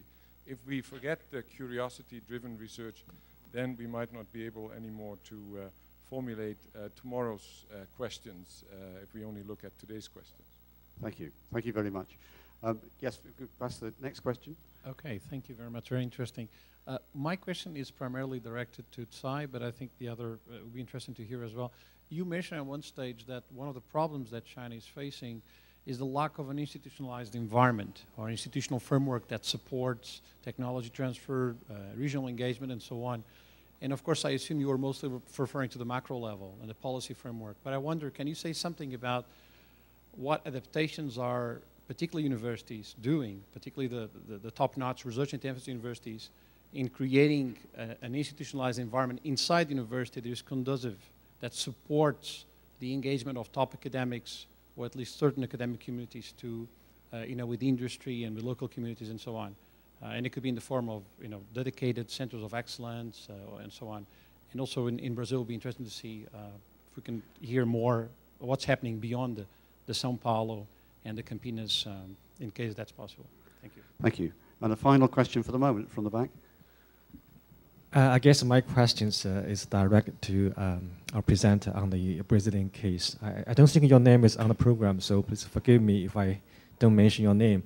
The thing is, you painted a very exciting picture about the very effective university-industry partnership in its province. I guess I have two questions. First of all, I cannot help compare São Paulo with my own province in Canada, which is Ontario. There are many parallels: 1/3 of the population, 1/3 of the GDP, and also very strong research infrastructure. But at the end of the day, the pictures are quite different. There in Ontario, despite its strong, maybe the best research infrastructure in the country, not so much research funds from industry, less than 10%. And also the researchers on campuses are not so motivated to work and collaborate with industry scientists. So I guess I have two questions. One is, can you give me a figure in terms of the ratio of the research funds coming from industry as a result of these sponsored research project? In Ontario, it's less than 10%. I guess across OECD countries, this ratio is not really high, around 10%. So what about São Paulo? A second question is, why here the researchers are so motivated? Can you give an idea of the reason? Do you have a kind of incentive structure, support structure at universities? Thank you. Thank you. I noticed I asked for 3 questions, and 3 speakers gave me 5 questions, I think, out of all that. So there's a fair bit to respond to from our panel. Just my note suggested the first question was about smaller companies. We've talked about multinationals. What about the role of smaller companies and SMEs? Also a question about basic research and how important is basic research, as it all have to be applied. A question then about what are universities themselves doing to generate these kind of links with industry. A very specific question, I think, about the ratio of research funding in São Paulo. And follow-up question about why is it that everybody in São Paulo is so research motivated. But I guess we can find out from the others whether they say they are also research motivated and why, or why they're not research motivated and why not. Well, perhaps if I pass the mic straight across the line to Carlos Enrique first. So regarding the links to industry, considering small and medium companies, here in Brazil, there is a good number of connections, including the small and medium companies. those linkages happen many times through consulting of professors that do whatever, 6 hours a week, 8 hours a week of consulting, and in many times by the company hiring as part-time a student who is doing a thesis project in a university. For example, at the foundation, at the São Paulo Research Foundation, we have this program in which we fund research in small companies. Last year, we approved 1.5 proposals every week. And in most of the cases, the companies, which are companies with less than 100 employees, they look for the personnel to develop the project in the universities around them.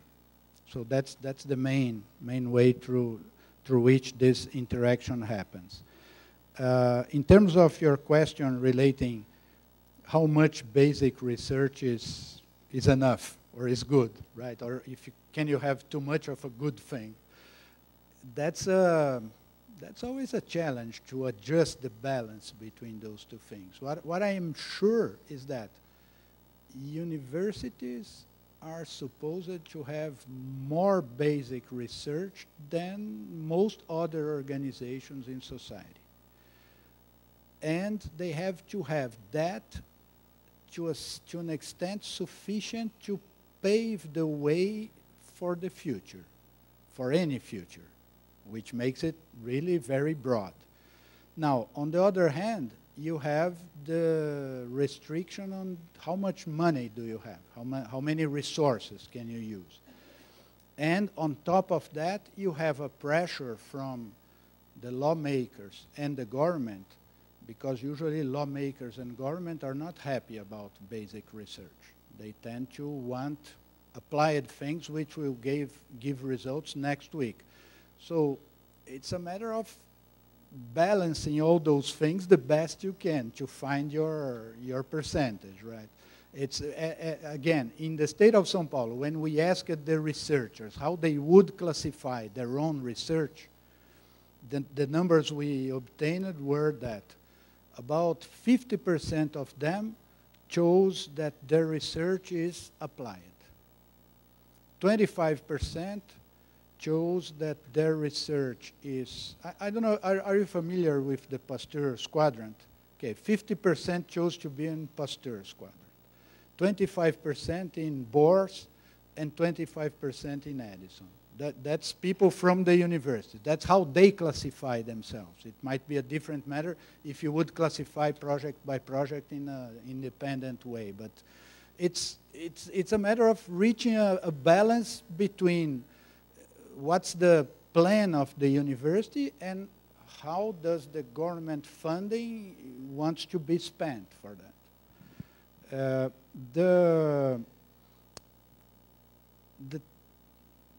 Then there was a question about a tendency in Brazil, right? About what's happening in Brazil as a whole.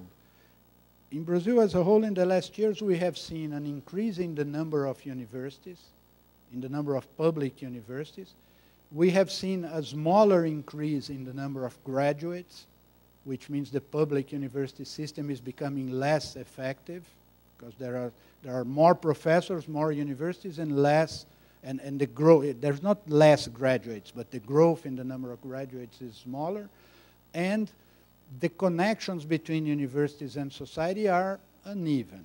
There are places in Brazil, like in Rio de Janeiro, where the connections between universities and industry and society are very intense.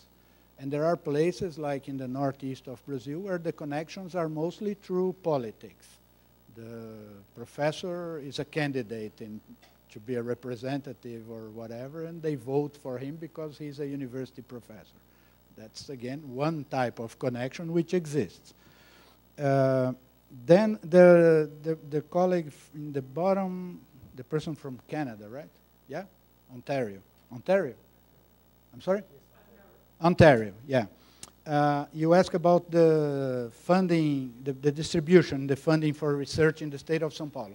It's about 61% of the funding is spent by industry, and 30-something is spent by the government. federal and state government. Now, the money spent by industry is not that industry gives the money to universities. It's spent by them. They hire researchers, engineers. They have their research centers. So most of this money, as it happens anywhere in the world, is spent inside the company. A small amount is spent by contracting research in universities. So it's 60-40 would be a number to have in mind. And why the researchers are so motivated? Well, I'm not sure they are motivated, but I probably gave that impression, right? They are. They are motivated. It's, I don't know, here in São Paulo we have really the scientific community is not very large, but they are motivated. They are well funded. The universities have a type of stability that almost no other university in Brazil has in terms of budget, especially for the state universities, in terms of budget and in terms of decisions. For example, the only universities in Brazil where the president of the university can hire and fire whatever he wants are the 3 state universities in São Paulo. In any other university in Brazil, the president can never hire and fire. I'm not saying they do that because they have to ask the professors if they want that to be done. But they have the autonomy to do that. So the faculty here in the state of São Paulo is motivated. They obtain good funding from the foundation. They obtain good funding from federal sources. They interact with companies. They do a lot. I'm not sure I know how to explain why. I think my task is largely to pass the mic, but let me take a shot at Peter's. I want to link your question, the two parts of your question. I think there is some relationship between industry and small business in South Africa, as Romulo found out in his study in the Eastern Cape, but not enough. And I think academics, for working with industry and small business in particular, and reward them accordingly, I think you might find in poor countries in Africa that small business development will be much more successful than it has been thus far, because a serious constraint for small business development is funding. They can't hire the consultants to help them develop the industry. Yeah, I first come to Peter's comments and question. I like Peter's word, the innovation has been hijacked by industry. I think also it reflects the current research focus is basically, if you see the innovation studies, pay a lot of attention to the industry innovation. And actually, maybe because I have my work based in Finland, so I have also observed some things in Finland. And Finland has used to be the most innovative country in the 1990s. Finland is among the, other countries, some other countries, how to say, Finland first, introduced the innovation system, and adopted the innovation policies. And only until recently, some studies pay attention to the public sector. And some recent studies, even some conducted by my colleagues, they have revealed that in the regional public service, they provide a service for the industries, and they are lacking of innovation. So they are heavily criticized for the public service. So this is also very important, issue when we talk about the innovation system. This public sector is also important. We cannot really expect, innovation will be done by the universities and the industry and the government or the public service just to provide some rules, but they also need to be innovative by themselves. But luckily, these issues have been picked up, and there are already some good argument in this respect. And about the question about the relationship between universities and small companies, also about the role of basic research. I think I haven't, even though I have done some research, in the field, I do not have very concrete empirical data. So maybe my colleague, Professor Yan, if you want, you can add something, can share your views with the audience. But I still want to refer to a Finnish case. I think I'm more close to the Finnish, empirical experiences. Peter mentioned, also in your keynote speaker, you have the diagram. You mentioned the node and also node and the meeting place. You have the concept. Actually, in Finland, in Danberg region, we do have some concrete project. We create some even physical meeting places to bring the researchers and the small companies together. In a nice, environment, some traditional Finnish cottage, and then they have some regular meetings. So this is a way to also promote innovation. Recently, I'm doing some research about the frameworks for innovation, for example, related to triple helix. Because my observation is the current research pay more attention to the very formal factors like how the funding can promote, can encourage industry and the university to cooperate. But I'm still working on it. But my basic argument is that in addition to the funding and the cross-culture or cross-field interaction is a key for promote or develop innovation, because when the people, individuals from different sectors, from university and from industry, even from the public sector, they have different thinkings. They used to be in different organizational field, and they get used to their traditions. So only when they have cross-field, cross-culture travels, they can really change their thinking. They found a new perspective to look at the things. This is a basic, foundation, very basic foundation for innovation. So this is my reflections on Peter's issues. So yes, Romero has asked how, particularly raised the questions to me, because in China, one challenge is I have addressed is their lacking of appropriate institutional environment. Yes, this is a key challenge, but I think this is also a policy problem, and the government and also university, they realize this is a problem, and they need to resolve the problem. So basically, when we talk about how to change the institutional environment, it's already agenda in Chinese reforms, not only higher education reform. I think it's also a matter of Chinese economic reforms.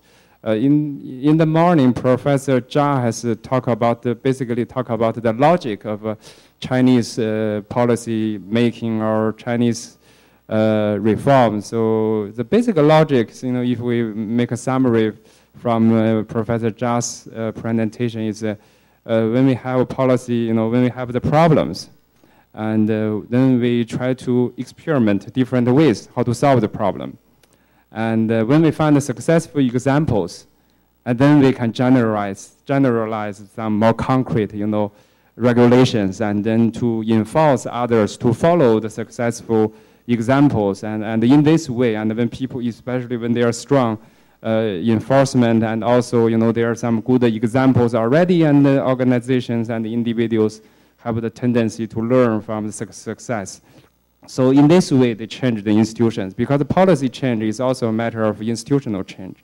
To put it in a concrete way, in China, I think the policy is also working towards that direction, and now it's encouraging the regions, different regions have different kind of experiment. For example, in many regions they have I don't know what is exactly the name, but they have some kind of science and technology centers.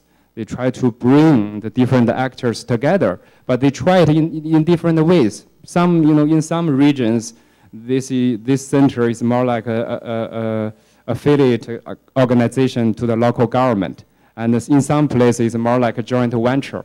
and in some places more, controlled by the university. So they try different models, and hopefully, when there's some, and also I know that I have a good friend working in the Chinese Academy for Science and Technology. They are just doing research on the science and research policy. Now they are following the different kind of experiments and doing the research. Hopefully, when they have some result, they can reach to the policy level. And for the universities, even though I talk about the university-run enterprises, they are the major form for technology transfer, but also this kind of organizational form is changing. And previously, universities, they are directly administrating the enterprises. But now, universities, especially some top universities, they turn to transfer, their control in the form of a shareholder. So it's also gradually, transfer the enterprises to the free market. So this is also one way of, experiment and trying to resolve the problem. Thank you. Well, ladies and gentlemen, I'd like to thank you very much indeed for the questions from the floor. They were very helpful to give our panel a chance to explore those points in more detail, and they've been very illuminating responses. And thank you very much indeed to all of them. And just before we break just now, I'm reminded of the quotation that says, for all of us as academics, we'll recognize this, that the purpose of an academic's body is to transport his brain from one meeting to another. And it's an opportunity now to transport ourselves from here for a cup of coffee. But before we do, can I, with all of you, thank very much our panel of distinguished speakers for illuminating those points for us.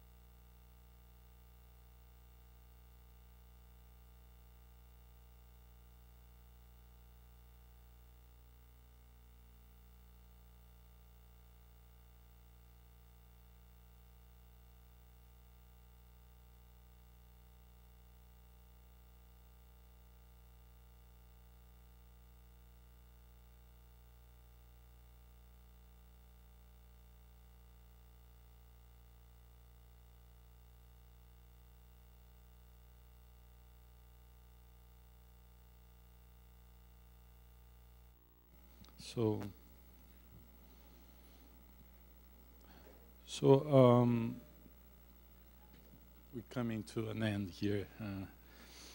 So in this closing session, we'll have, I think we could come, the three people, and the topic for the closing is there's recent trends in higher education, the BRICS. And so I call Simon, yes. Romulo, yes. And Pundi, is he? Oh, yeah. Yes, Pillai. Professor Pillai. So that were they have been introduced to you, so you haven't? You have. So they were the people that initiate the process that is culminating in this event, and will eventually be developed into a book on higher education in the BRICS from the point of view of development. And so I think yes. Oh, Peter to me? Yes? Peter, please.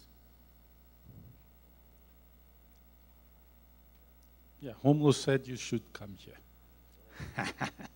You thought you were out of that, huh? Yeah, so he has to talk about that. And so I think we should start right off with I think Simon, I'm going through the order here that I have. So Simon, please. Well, I think we had two very intense days, and of course our task is try to see how we can put all this together. And I won't attempt to do this now, of course, but some points I would like to mention, just to, even for us to think about it, to take home. First of all, I think although the countries are very different in this project, they all face very similar problems.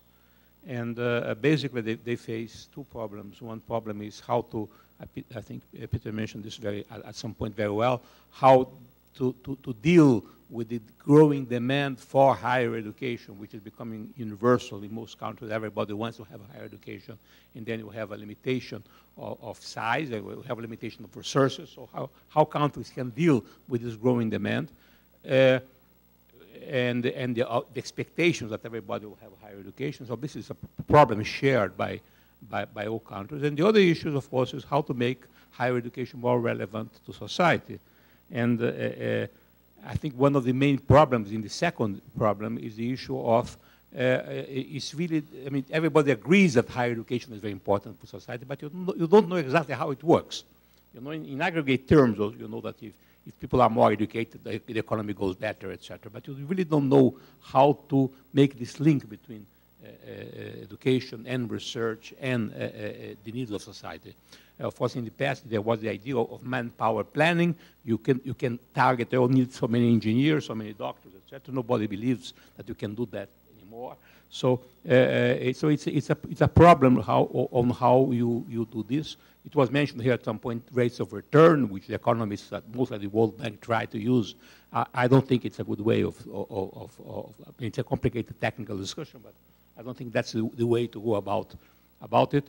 And so this is an issue that everybody, all the countries have to deal with. How you make sure, except by, well, you can say better education is always good, but what is better education? So these are kind of common issue. The other issue of which part of that is the issue of the creation of top world-class universities, which is more or less present in many countries, versus the issue of social inclusion.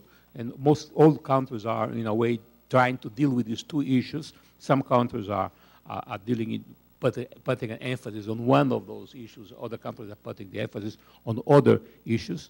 For instance, another thing which is common the common theme for the country is what is the size and the weight and the power of the government to manage and to drive higher education, or how much the public response is really a kind of response to a very complex pressure of coming from different sides, which the government tries to negotiate, but without really being able to interfere. We tend to believe that higher education is a process, is a social process, which has to do with the changes in education, in aspirations, in institutions, and so there is a limitation on what the governments can do. But of course, if you talk about, when you hear about China, it seems that we have a very powerful government which can do many things. And you talk about Brazil, you can say, well, they can work at the margin, perhaps. So it's a big issue of how powerful is the public sector to interfere and to act. And that's why we have this issue of stakeholders and the wishes of demand as the first two chapters in this idea of the book project, because we think that these the demands and the stakeholders, they shape the arena within which governments then will act, and they will act by legislation, they will act by putting money on different things, or increasing or adding restrictions, etc., etc. So. So perhaps if you could say that in China, it looks like the economic needs are very important, competitiveness is a very central point, government invests very much on that, and at the same time, the government is strong, they can do it. In Brazil, the government seems to also be strong, but the issue of competitiveness is not relevant in the national agenda, although it is, as we heard from Brito, is relevant in the São Paulo agenda, but not nationally. On the other hand, the issue of social inclusion becomes dominant. And of course, we also have different groups in the country striving for different things. I think Maria Helena showed this very much, how different sectors strive for different goals, and the policies are a result of this combination of things. And the question is whether South Africa or Russia, which is not here but is in the book project, if they are closer to one of those models. Perhaps Russia will be probably closer to China, and perhaps South Africa is, I understand, is closer to Brazil, in the sense that the government has less power to interfere, really. They can try to manage or to drive in one way or another, but they cannot really change very much in terms of what's there. The other thing which is important, we didn't discuss very much about this, but I think it's very important, is that as the demand for higher education increases, you also change completely the kind of public which is involved in higher education. So not only you have more people, but you have different people. You have older people, you have people who are not part of the culture which traditionally believes in the values of education. They have different aspirations, they have different demands. And so the higher education institutions suddenly, they face a public which has a culture and values and expectations which is very different from what they're used to have. I think this happens in Brazil. If you go to sometimes to a university, let's say in the northern part of Brazil, you talk with people, you see, well, these people, what they think of what is a university is not what people at this university here think it's a university. Although formally can be the same university, but the content of the culture content is very different. It leads to very strong differences in terms of what they do, how they behave, how governance takes place, etc. So the issue of differentiation is very important. It's very central for all countries. We didn't discuss this very systematically, but I think it's very important. As you face this larger demand from different people with different profiles and different aspirations, and you have limited resources, what can you do with them? Do you offer them the same thing? Do you offer them different things? And then you have the whole issue of, which also we didn't discuss, but I think it's an important issue, of academic drift, which is the issue that everybody wants to be a university.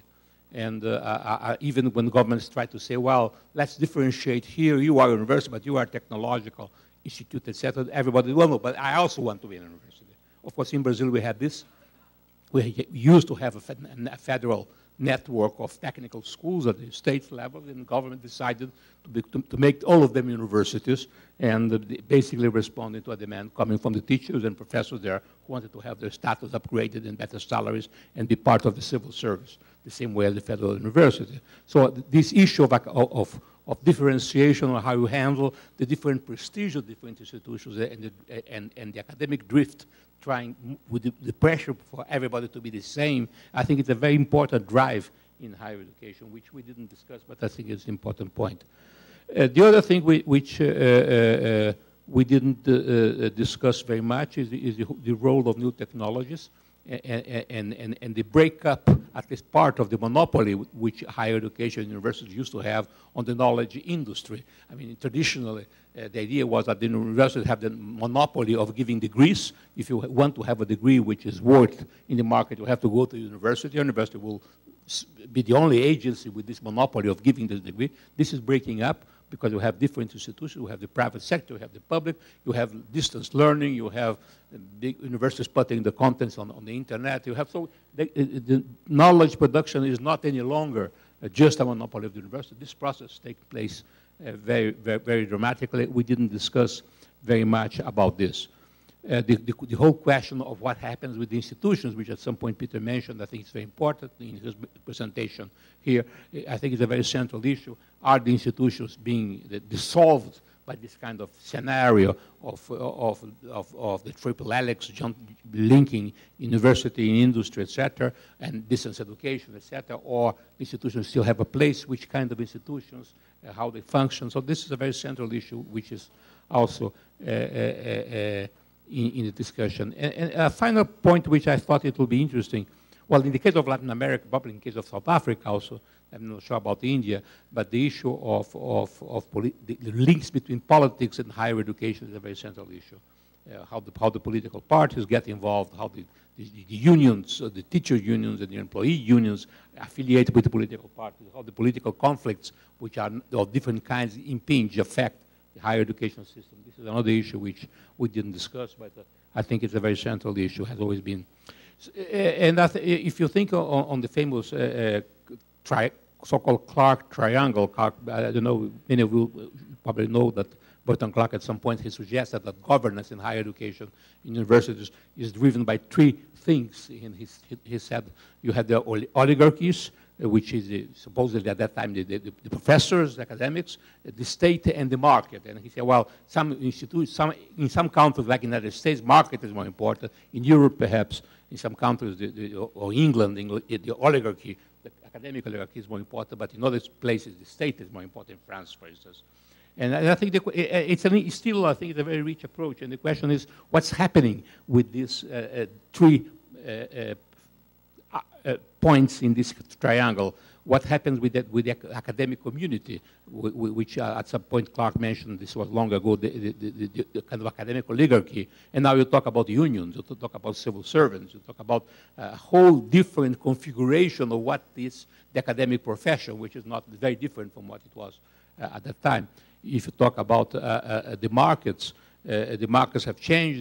You have international markets. You have all kinds of other pressures coming to the university, not the markets for the students, but also in technology, etc. And if you talk about the state, you have the whole issues of the changes in the regulation and how the state relates. I think it is also mentioned in the idea of a pact. Also, Peter mentioned that in his presentation, from an old tradition of trust, in which the government just gives the money and don't ask questions, to a situation now where the government acts trying to drive the university in a much more specific way, in a much more direct way, much more in detail. It has to do with the way the financing takes place, etc. So I think this is a kind of list of points which I think they are common to all the countries which are in this project. Some of these issues we included in the agenda, in the outlines we prepared for the authors. So some of them we didn't do it, but I think that's the agenda we have to deal with. So I'll stop here. Obrigado, Simon. Let me start by saying thank you for all of you for surviving so late. It has been a very intensive 2 days, and I'll try to make it short. So there's a number of short comments I would like to have about what for me was interesting, what I've learned the last 2 days, and also try to link it to what's happening elsewhere.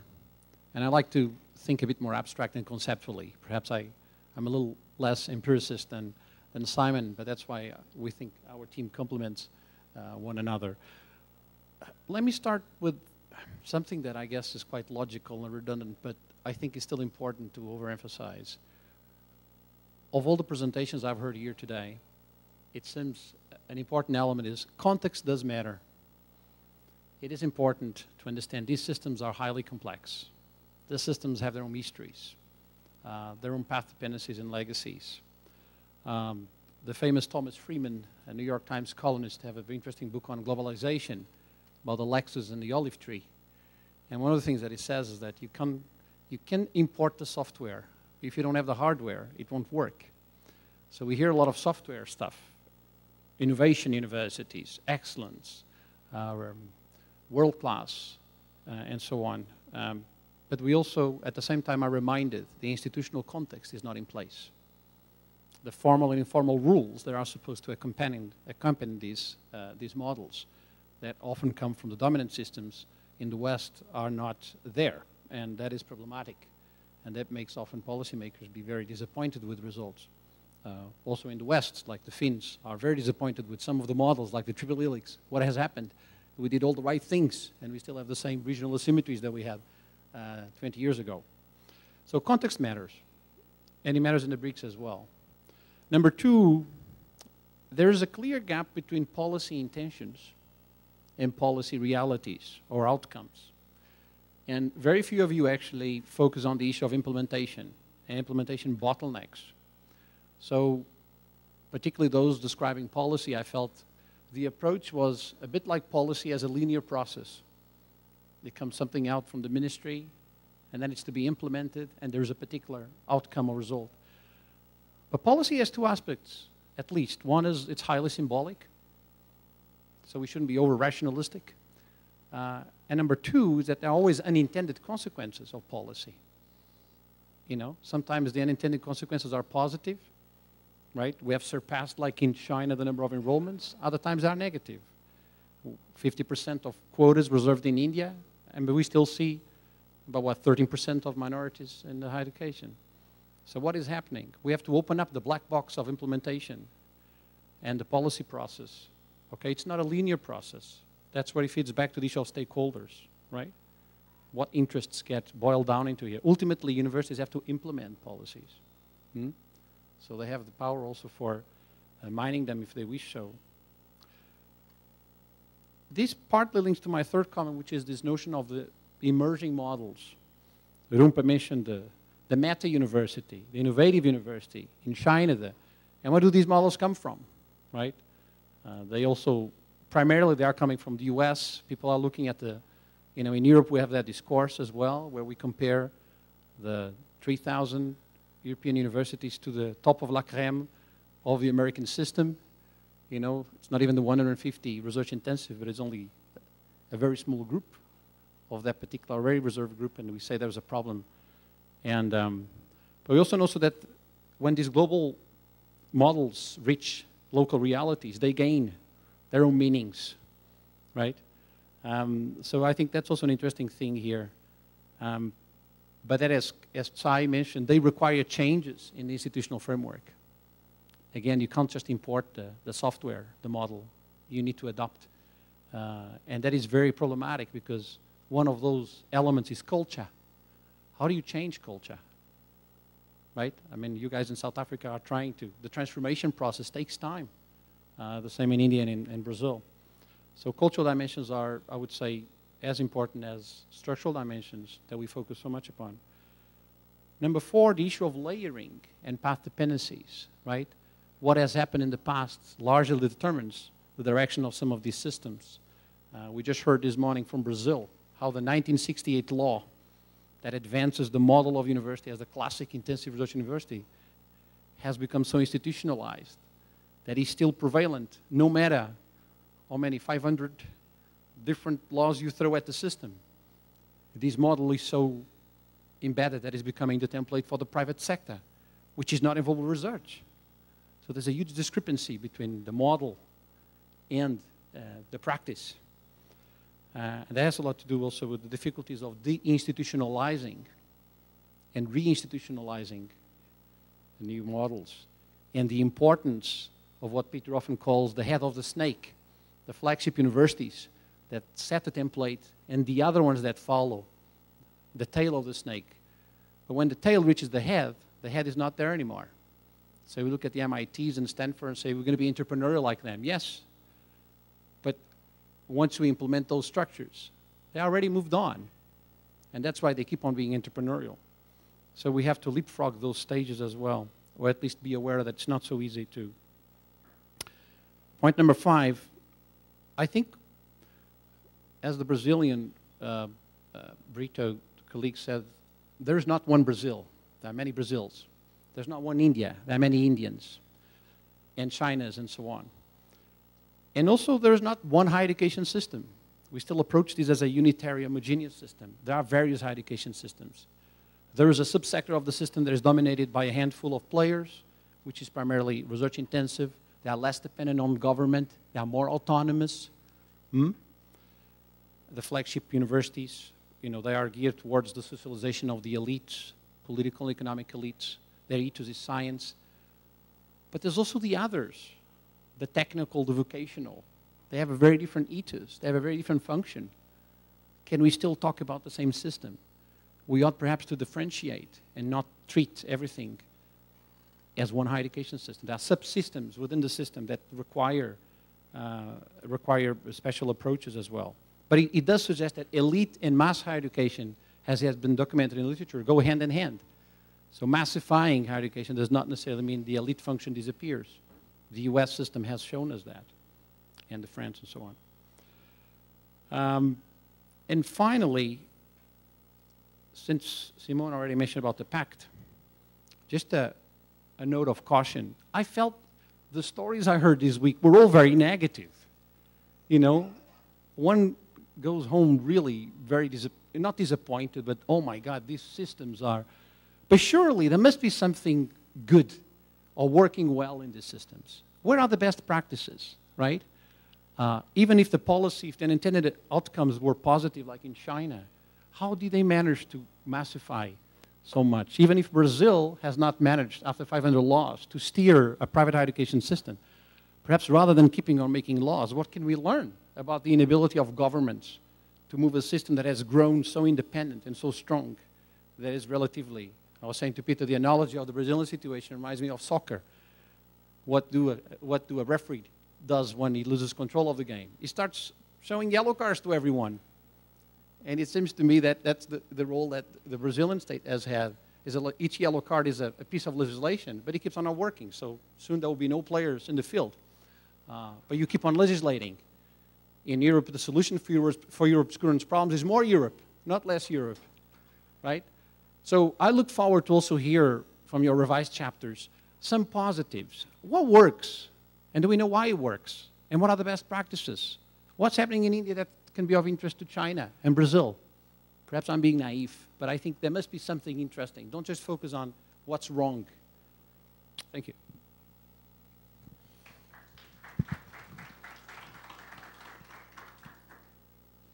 Well, I'm not sure that I have anything useful to say. You know, as an academic, I'm not used to working at this time of an hour on a Friday afternoon. But lest it be thought I'm just here for the photographs, let me say something. Well, firstly, I'd like to thank all of the authors. I think they did a magnificent job in a relatively short time. And I thought this was really very good efforts on their part. But much more work needs to be done before we get to that book. I came here thinking that I knew a lot about the education systems of these countries. And I was somewhat deflated to learn that actually I didn't know that much. So it was an incredible learning experience over these 2 days, trying to get a grasp of what is really happening in the higher education systems of these countries. But as an economist working on education, and let me say something very briefly about some issues in this context. I mean, I agree with Simon that I think we should debunk this returns to education issues. I think this returns to education analysis has long outlived its usefulness. I mean, I think we should bury Sakharopoulos. Well, certainly metaphorically. If there's any usefulness in returns to education, it's about the social returns of higher education, which has long been neglected in the literature, partly because of the kinds of analysis that Sakharopoulos and others did, which did a whole lot of damage to investment in higher education for many decades. One of the really fascinating issues for me in these 2 days was the debate or the analysis of private versus public higher education, especially in Brazil and in India. I mean, I've done a fair amount of work on this issue in Africa across many countries. And the situation there is that across the continent, governments have failed on the issues of access and equity. And this has led to a phenomenal development of private higher education in terms of its growth. But it's quite disastrous in most countries because it's almost completely unregulated. In many African countries, you can walk down the street of the main city, you can rent an office, and you can open a higher education institution. Literally, you can do that. So issues of quality and so on are just completely neglected. And the most bizarre aspect of private higher education in Africa is that it caters almost exclusively to those from the lower socioeconomic groups. So the rich have access to publicly funded higher education, and the poor have to go to a completely inadequate private higher education system. Then I think the issues of financing higher education are quite critical. Peter has raised consistently the issues of how costs and financing constraints are developing in Europe and US and elsewhere in the North. I think this is an issue that we in the developing world need to take much more seriously, both on the side of the public sector, the government, but also on the side of the institutions. In South Africa, we asked, during one of our studies, we asked the universities, how do you cost your programs? Across the system, we got completely unsatisfactory answers because they don't cost the system. They don't cost programs. They said it cost X last year, so this year it costs X plus 10. And they expect government to fund the demand in higher education on the basis of inadequate pricing on the part of themselves. So I think there's a need to take these issues of financing and of costs of education, both on the side of the government and on the side of education providers much more seriously. And then the last thing I want to say is really about the issues of efficiency in education. Now, educationists don't like this term efficiency because it only comes from economists, and then you get labeled as neoliberal or conservative and other nasty things. But the issue of efficiency directly impacts on costs and financing. And if we can't improve the efficiency of how we run our institutions, the cost of running inefficient institutions are going to be just impossible in very short time in many of the countries that we are concerned with. So I would just want to flag some of these issues which come across in many of these, across these themes because it's absolutely cross-cutting. Thanks.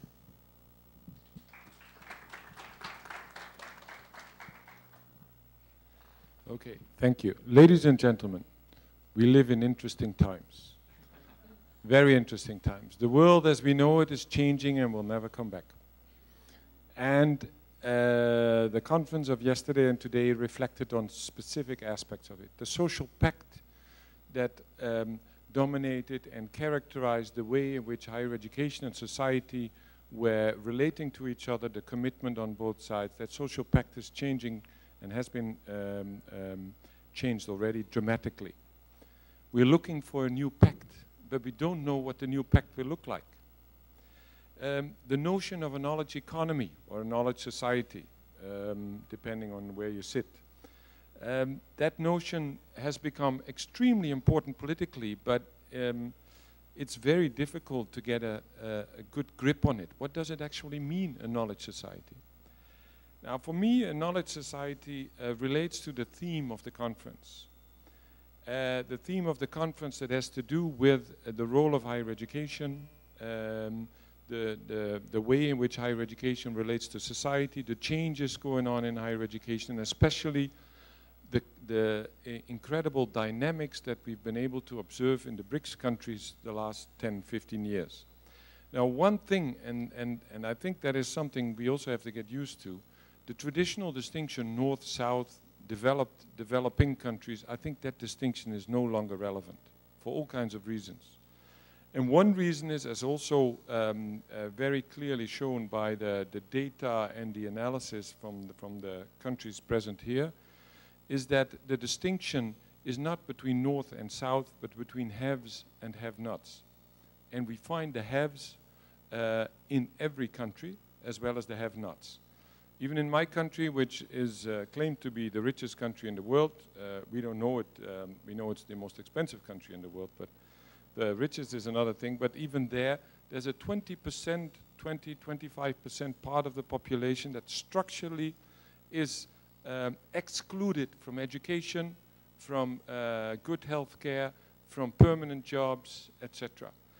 So we have to understand the dynamics related to haves and have-nots. And we can no longer approach it in the form of countries.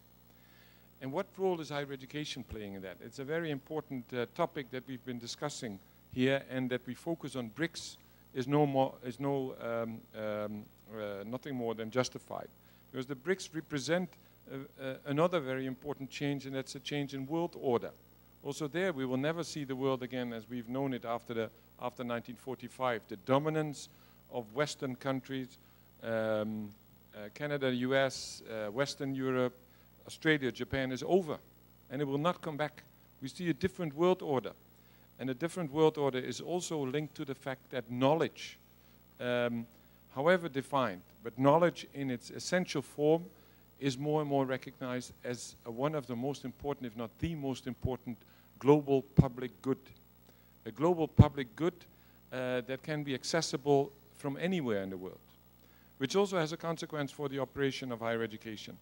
I won't go into all the 4 sessions that have been organized the last 2 days. They were all, as my colleagues have said, very rich, very informative, very important, raised lots of issues, and also raised, for me, and I'm sure for all the others, the curiosity of what the final book will look like, the book on the BRICS, because there is very little comparatively available on higher education in the BRICS. A few final points. When you look to relationship between higher education and society, Romulo referred to implementation. It is of interest to see how a path dependency plays a role and what kind of traditions are there in countries on the governmental side to try to influence and affect societal behavior, including behavior in higher education. Now, I was reminded of a kind of characterization that we made also in our program, that there are 4 types of countries on this globe. And I'm not going to put the BRICS in the 4 cells, but the first type of countries is the countries where everything's allowed, even if it's forbidden. The second group is countries where everything's allowed unless it's forbidden. The third is where everything's forbidden unless it's allowed. And the fourth is where everything's forbidden even if it is allowed.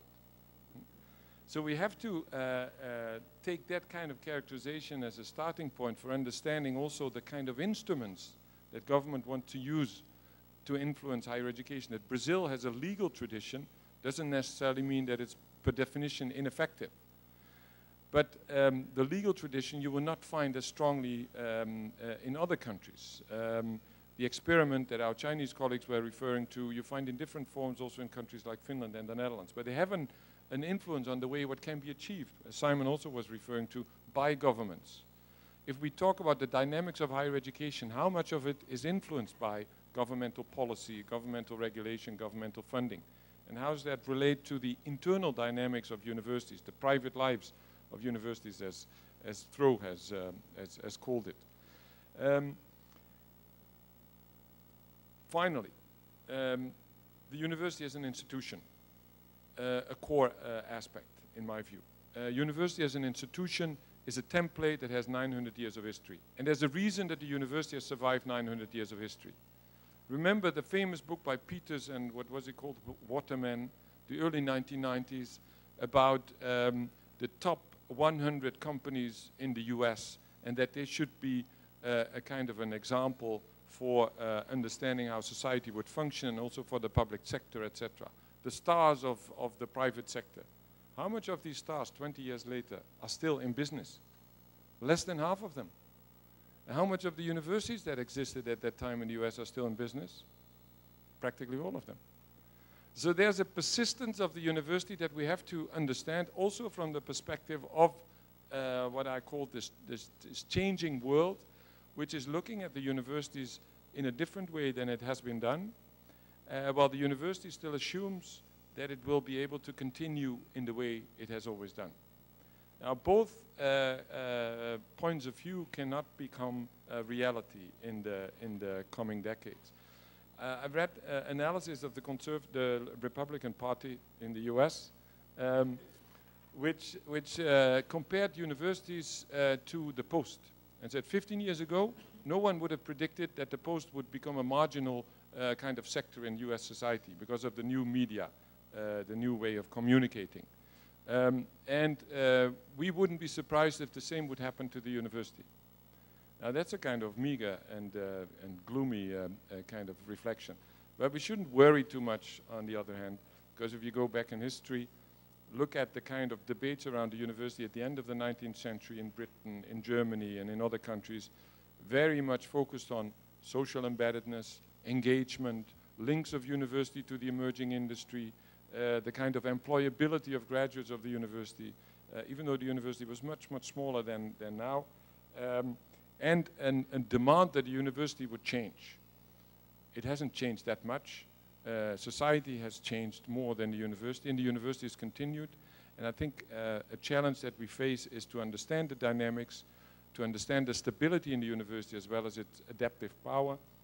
What do the differences and the similarities between the BRICS country mean also for higher education in the rest of the world that is eagerly looking for new models? My question about what alternatives are there for the German university model is a real one. As Simon was pointing to, we have all kinds of alternatives, but they still are rooted in the same understanding. Students go to a class, there's someone teaching, students get some kind of qualification, and online education is a kind of variation on it. While one of the big challenges of our societies is lifelong learning, the fact that we need to learn not just in the first 20 years of our lives, but also in the 80 years that come after that. But there are many more reflections that can be made. I won't do that. It's late. It's Friday afternoon. As Pundi was saying, most academics now are throwing darts and drinking a beer, and I would say that's probably the best that we can do this evening. And I'm certainly inspired by the last 2 days, and I'm sure all of you are too. And I'm really, really looking forward to the book.